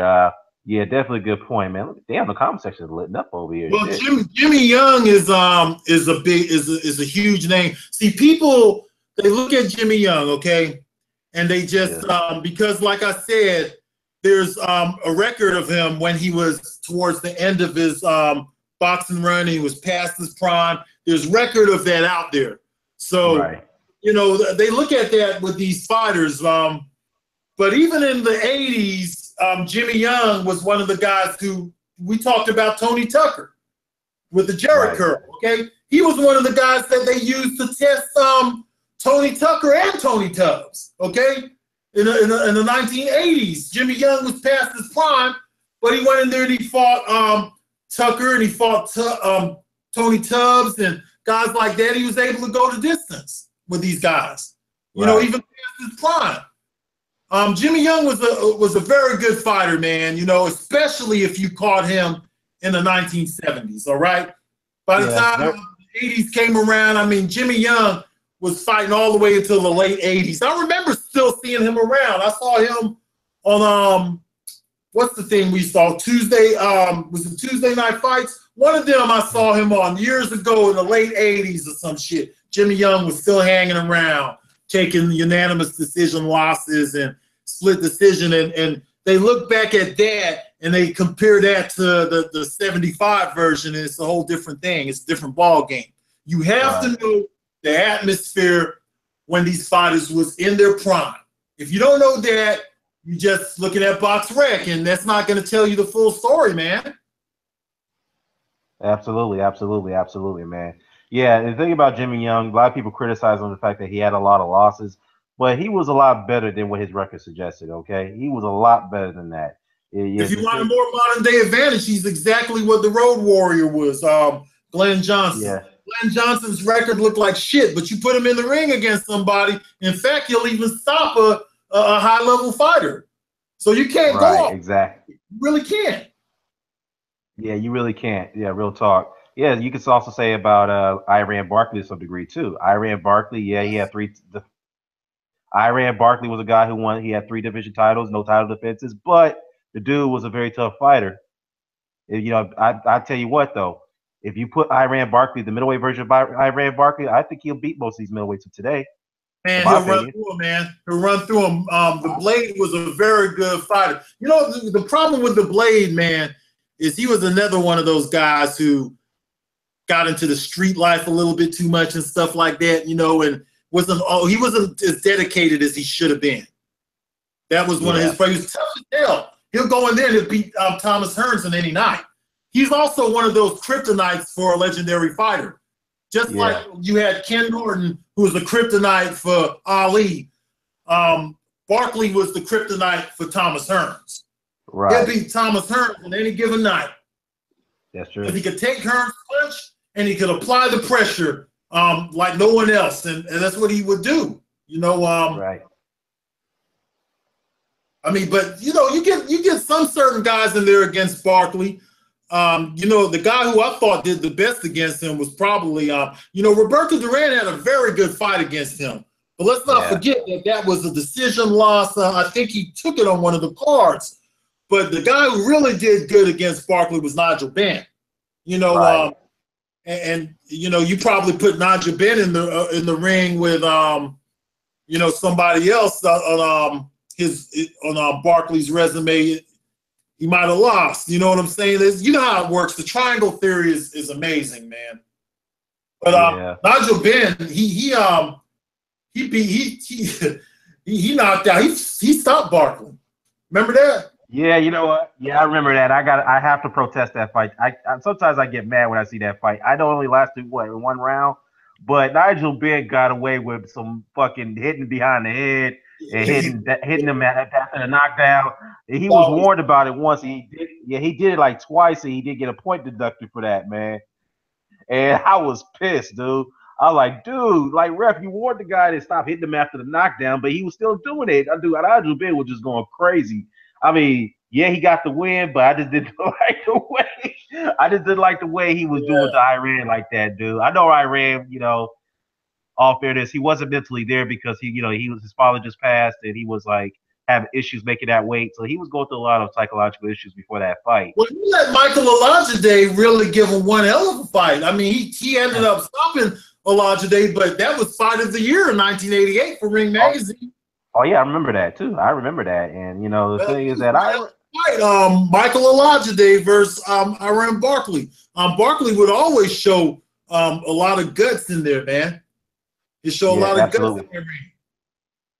Absolutely. I gotta give a shout out to Trap House Boxing. He's in the chat room, man. What's going on, Trap House? Man, he in there. Trap House, what's good, bro? Yeah.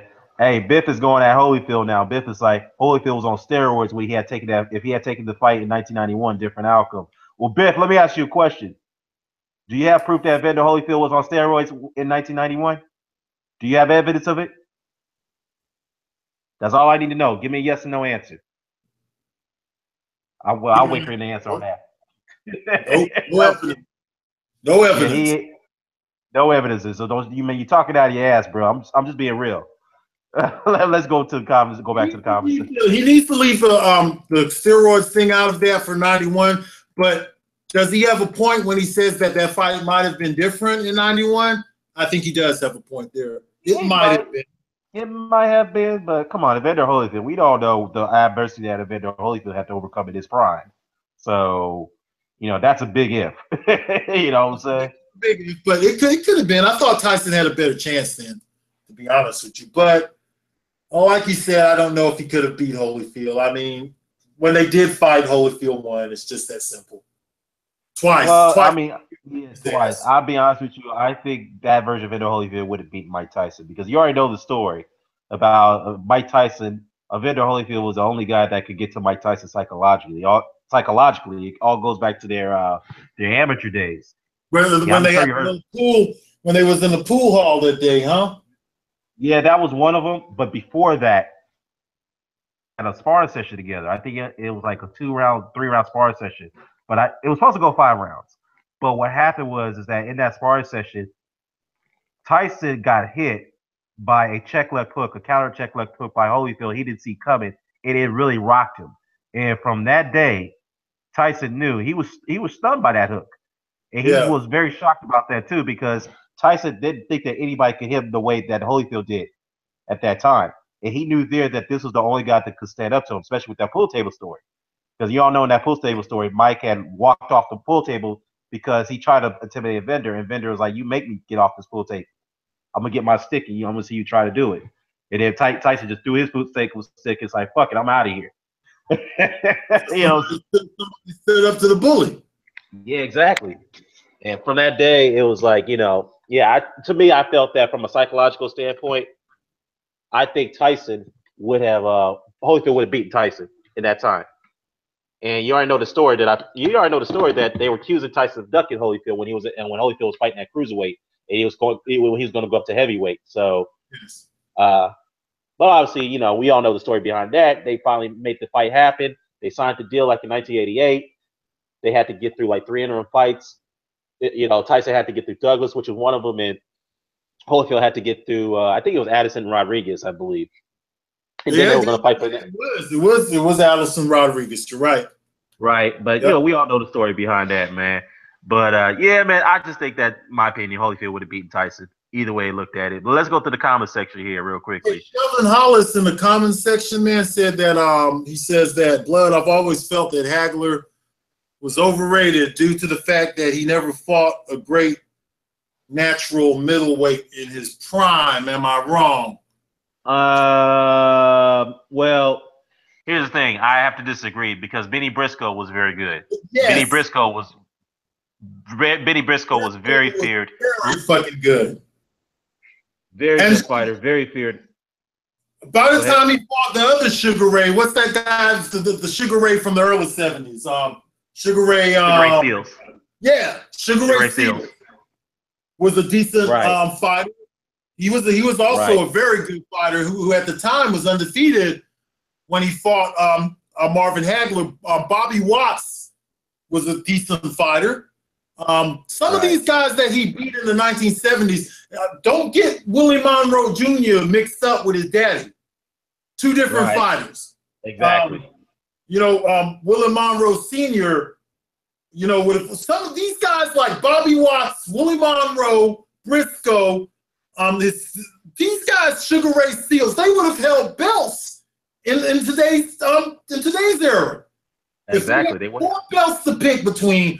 All of those guys would have held belts. All of them. Right. Exactly. So that's not true that he didn't beat these solid middleweights in their prime. All right, that's not true at all. He fought Bobby Watts several times. I think he fought Bobby Watts 3 times. Yeah, I think he fought him 3 times. Did he beat him all 3 times? I think he did. He beat him all 3 times. Watts, Watts won one of the belts. Watts won the he won the second bout. Watts won the second bout. Yeah, I can't remember. He beat Monroe. He beat Willie Monroe both times, I believe. Yeah, Hagler lost to Monroe too. That was his last loss before Leonard gave him his 3rd loss back in '87. Okay. But he did lose the Monroe, right? Right, he did. He did. Monroe gave him his last loss before Leonard gave him that last loss in '87. But Biff here now he's making more excuses. Now this is what this dude said. Let me see what else did he said here. He said that the reason why Evander was able to intimidate Tyson because Tyson was younger. He was just 16. Dude, Tyson was knocking out guys at 15 years old, man. Yeah, knocking out teeth out of his mouth by the time he was 15. Yeah, dude. I tell you what, let any of us walk up to 15-year-old Mike Tyson and see if we can intimidate him. Right. Dude. I don't. All right, Biff. Let me just say something to you, brother. Dude, do some research, man. Seriously. I mean, you're getting eaten up alive here by us, dude. I'm sorry. Do some research on these fighters before you start making comments like that. All he has to do is go back and look at Evander Holyfield's resume. Evander Holyfield probably has the most stacked resume retired in the past 20 years. Exactly. I mean, the man fought everybody. Every fucking body. Everybody. I mean, all the way back to when he was a cruiserweight from Dwight Muhammad Qawi to Carlos de Leon. Shit, even Ozzy Ocasio was a good fighter. You remember Ozzy Ocasio? He wasn't bad. He was a good fighter a good veteran fighter that give you a real tough fight, make you look bad. Okay? Yeah, he did. The guys he beat at heavyweight when he was moving up, you know, he fought Michael Dokes, who had some momentum. Michael Dokes had some momentum going at that time. Okay, he was also a former heavyweight champion. Okay, yeah, Pinklin Thomas was drugged up and things like that. But when you go into the 1990s, starting with Buster Douglas, you know, you go on Riddick Bowe. He fought Riddick Bowe 3 times. He won one of those fights against Riddick Bowe. He fought Michael Moorer. He fought. He lost one to Michael Moorer. He fought Mike Tyson, beating him twice. You know, he fought all kind of people, man. Lennox Lewis fought him twice. Fought Hasim Rotman. If you taking it into the newer days, he fought guys like Rotman. He fought Freza Quendo, who's still around. Beat him. He fought guys like Larry Donald. He fought them all, man. Just go look at his resume. Yeah, he did, man. I mean, yeah, man. Yeah, man. That dude's Mike Tyson didn't fight Riddick Bowe didn't fight Ray Mercer. Lennox Lewis did, but Ray Mercer you know Riddick Bowe in the 90s. Right, Riddick Bowe actually ducked that fight. Remember the first time he ducked Mercer. Yeah. He ducked that fight. Riddick Bowe would always duck out. Riddick Bowe would always. Now, if you want to say some shit about Riddick Bowe being a ducker, I'll agree with you on that one. Thank you. I would agree on that one. Exactly. Okay. Yeah, you can't be calling Foreman too much of a ducker because Riddick Bowe was a notorious ducker. Okay.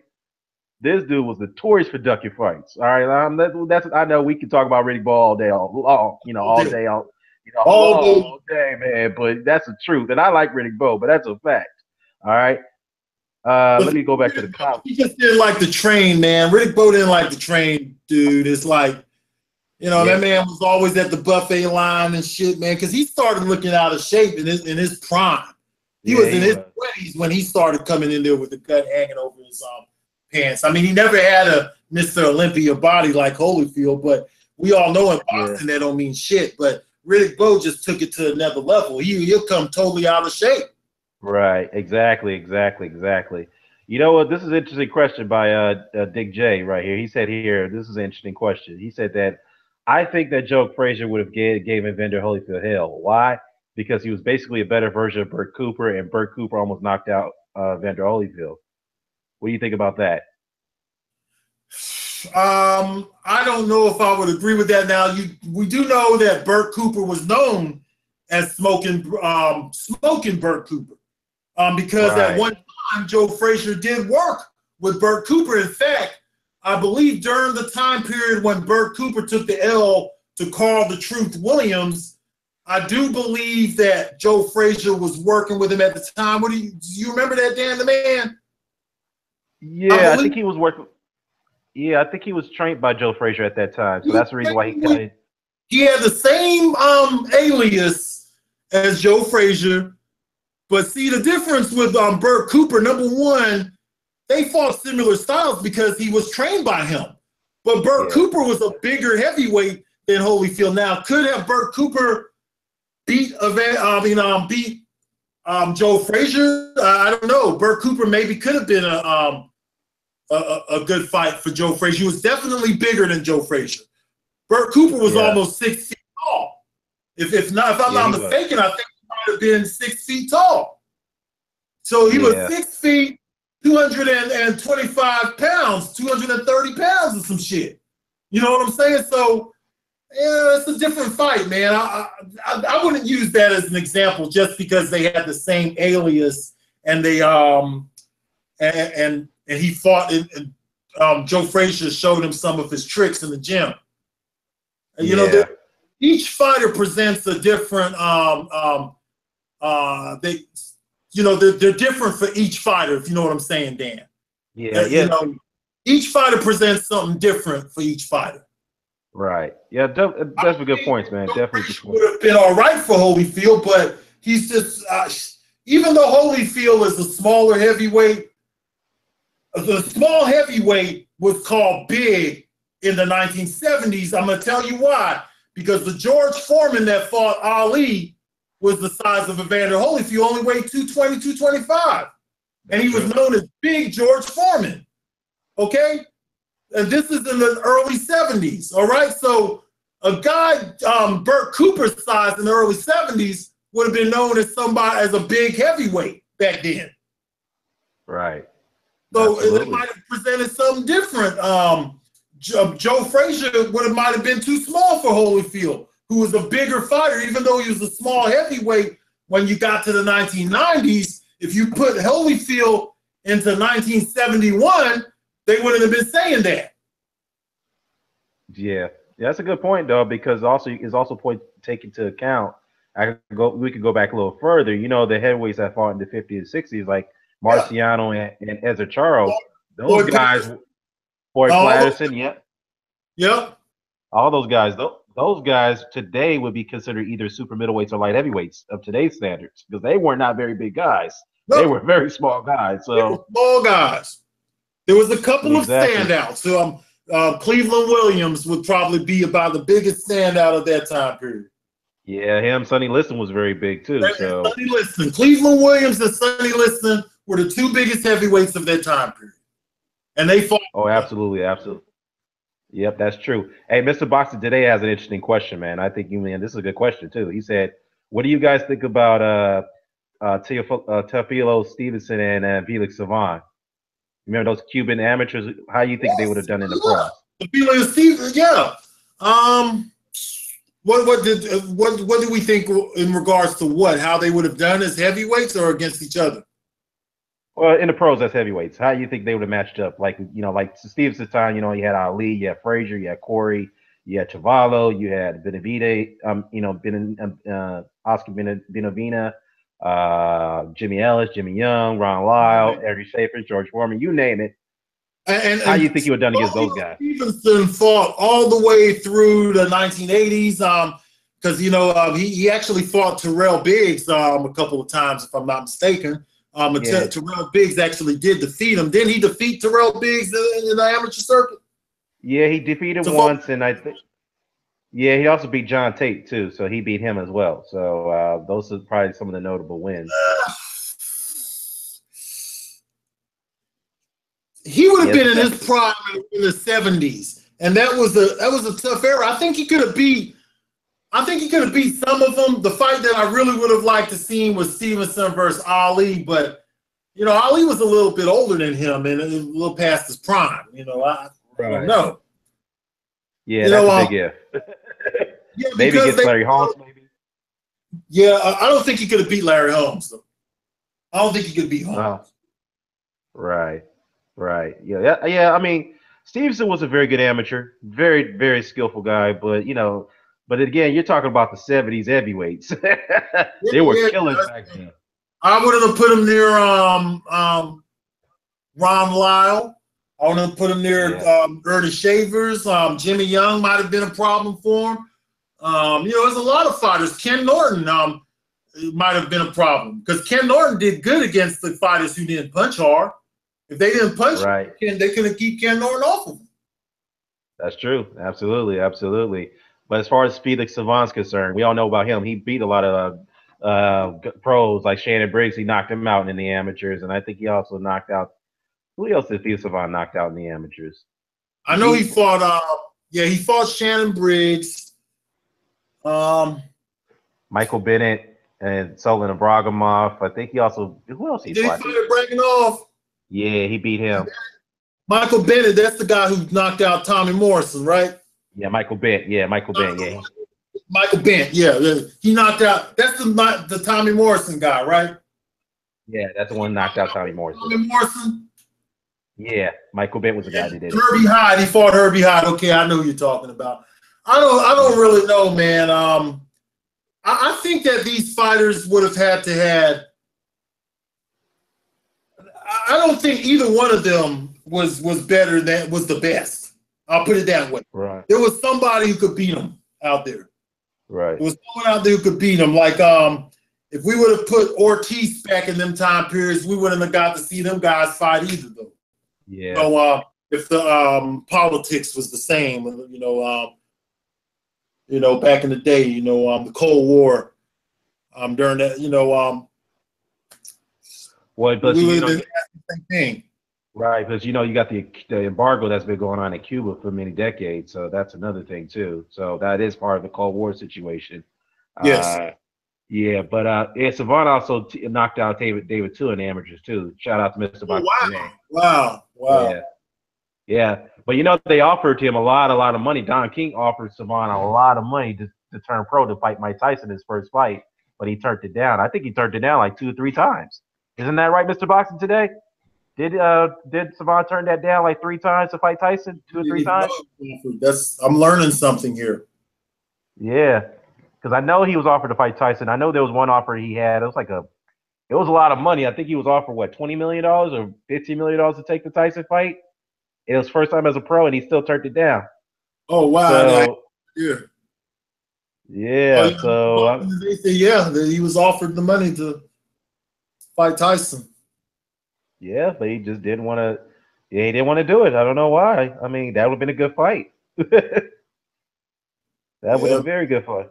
But it is what it is, man. I'm pretty sure there was a lot of good fighters that came out of the that was in the Soviet Union and Cuba and even some of the other weight classes too. I'm sure. There's a whole list of those guys, man. That didn't get a chance. They just didn't get the opportunity. Right.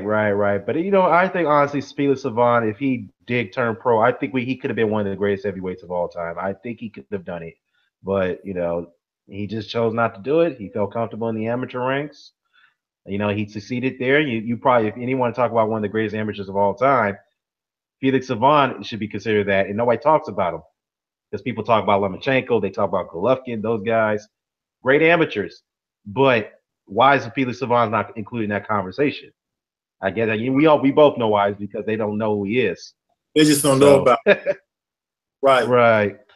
It also took Teofilo Stevenson as well. So, I mean, to answer Mr. Boston today's question again, I think they would have done okay. I think Savant would have far off much better than Stevenson because even though it's Savant in his time, if he would enter the heavyweight ranks, it would have been challenging. It would have been challenging, don't get me wrong, but Stevenson would have had a much difficult time in the heavyweight ranks of the 70s if he had entered. He would have had a much tougher time. So that is a big if right there on him. Tall guy too. Wasn't he like 6'4", 6'5", or some shit like that too? Who, Stevenson or Savant? I think both of them were big guys. I know Savant had to be about 6'5" or something. I think 6'4", 6'5", some shit I heard. Yeah, he was 6'5". Yeah, he was definitely 6'5". He was a tall dude. He was a big dude. But like I said, man, I think that Savant would have far off better in the heavyweight ranks than Stevenson, in my opinion. I'm not sure if you agree with that. But hey, we all agree to disagree. That's just my take on it. I think you could be correct on that. Yeah. I didn't know he beat as many people as he did, though, as you just told me, though. I've heard of him, and I know exactly who you're talking about, but I didn't know he beat all them guys, though. Yeah, he beat a lot of guys, man. That's what people don't know. He beat a lot of pros that we are fond of. You know what I mean? He beat all those guys, knocked most of those guys out. So, yeah, man. Yeah, man. So, he get two. What he did? 2 Olympic medals is what he got. Didn't he get 2 of them? no, Savon, I think he got 3 of them or 4 of them. Let me check. Yeah. Yeah, he got 3 of them. Yeah, he got 3 gold medals: 92, 96, and 2000. And Stevenson only got 2, didn't he? Yeah. He didn't get because in '84 he got beat. He represented in '84, but I think he lost Biggs. And then in '80 we didn't have an Olympic team. Remember, we didn't have a 1980 Olympic team. Yeah, I remember that. And there was a shitload of names that was supposed to be on that 1980 Olympic team too. Yeah, true. And I think the reason why they didn't have one is because of political reasons. Correct me if I'm Cold wrong. War. Yeah, absolutely. The Cold War was the reason. Okay. Some problem they were having with. No, was it the missile crises of that time or some shit? You know, I don't know. I can't remember, man. I love history, not only boxing history. I love all kind of history. So, well, I do know that the Cuban Missile Crisis was in the early '60s. That's when it happened during the Kennedy's administration. Obviously, I studied political history, man. I know. But okay, it had to do with it wasn't the Cuban Missile. It was during something to do with the Soviet Union, man. They had some beef or some shit, and it didn't pop off. I forgot what the reasons was though, but I know we didn't have a 1980 Olympic team, and if I'm not mistaken, I forgot. There was a heavyweight that ended up being popular that was supposed to represent us in 1980. I can't remember which one it was, though. Yeah, it was. Let me see. Yeah, you're right. The U.S. did not compete in the 1980s. I don't know. Let me look into that. That's something I got to do some research on. Today, who was supposed to represent heavyweight in 1980? I can't remember. I can't remember who it was. It's a name that. Somebody who ended up fighting Larry Holmes or something like that. I don't remember. I gotta say something. Low places in the comment section. He think we're talking about Adonis Stevenson, dude. You not even see. Jesus Christ! You see how we're not talking about Stevenson, man. We're talking about legendary fighters right now. Low plays. Low plays. Just get out of the comment section, man. You can't hang with us on this boxing discussion, bro. This ain't your discussion, Low place. We promise we'll do an Adonis Stevenson breakdown for you sometime soon. Come on back and join us when we have a little Adonis Ward talk going on. We were into some deep shit. So some deep, a little too deep for you, brother. hey, Mr. Doc is telling him it's Teofilo Stevenson, bro. He's shaking his head. He said, it's just a joke, Mr. Doc. No, you ain't joking, bro. You didn't know. You thought we were talking about Adonis Stevenson. So cut it out. Cut it out, bro. Cut it out. You didn't know what Teofilo Stevenson was, man. Come on. Cut it out.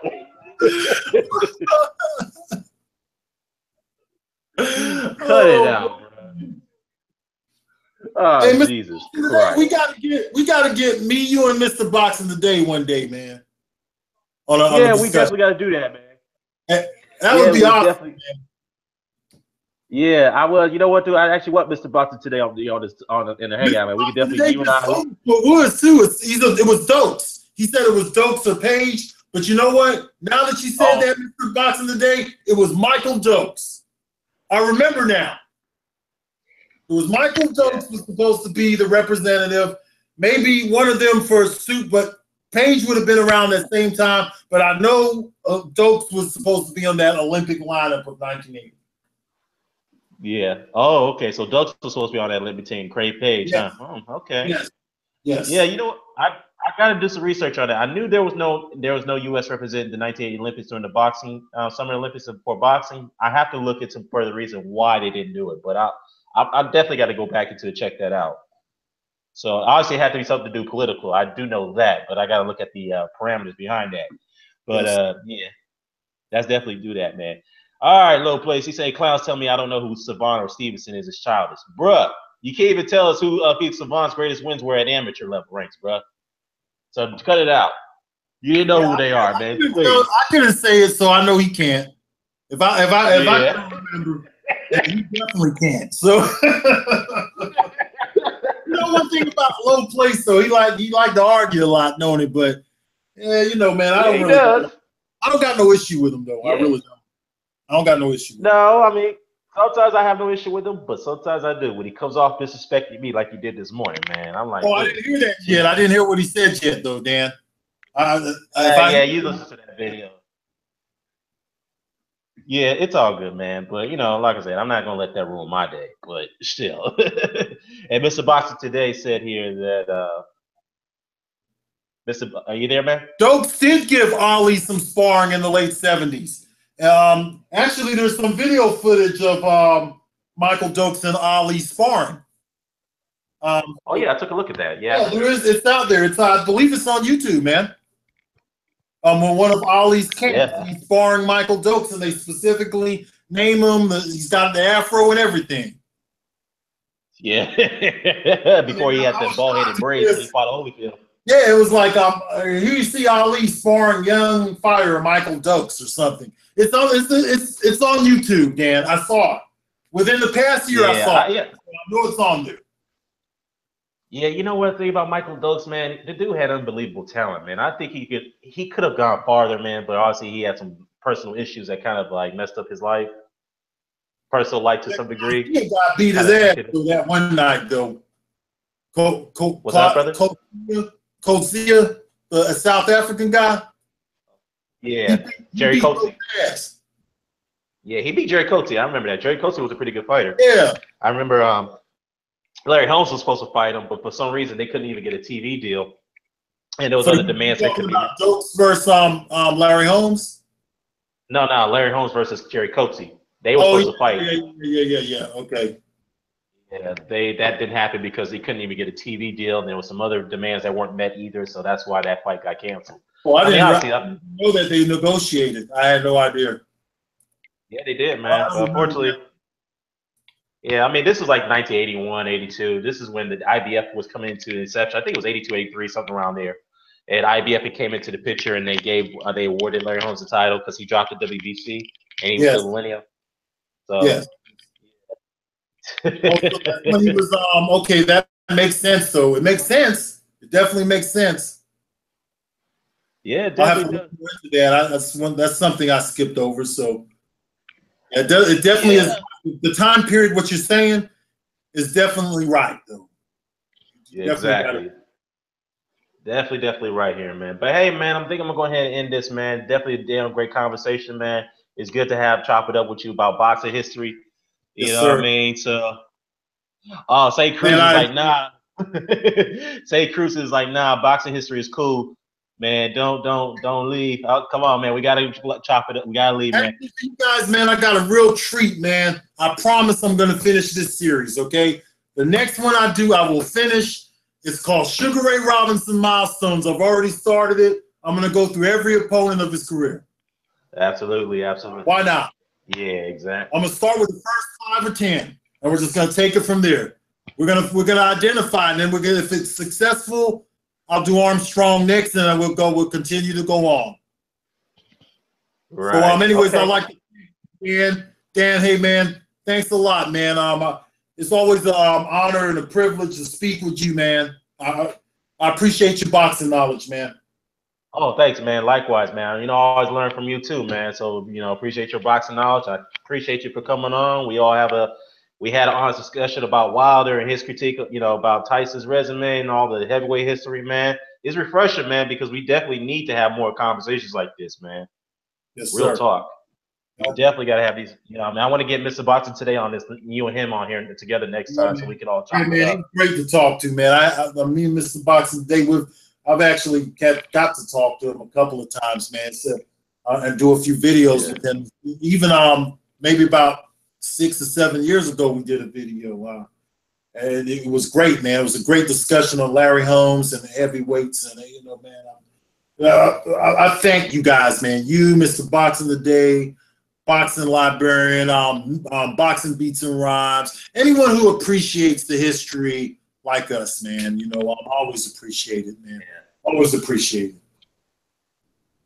Yeah, man, I appreciate it too, man, because I think it's just it's something we need. It's healthy because it's just that some people who just it's us educating. I'm not saying we're all experts, but we do know enough to educate people to understand that there were a lot of great fighters of today that inspired the fighters. I mean, great fighters of yesterday that inspired fighters of today that we're so accustomed to.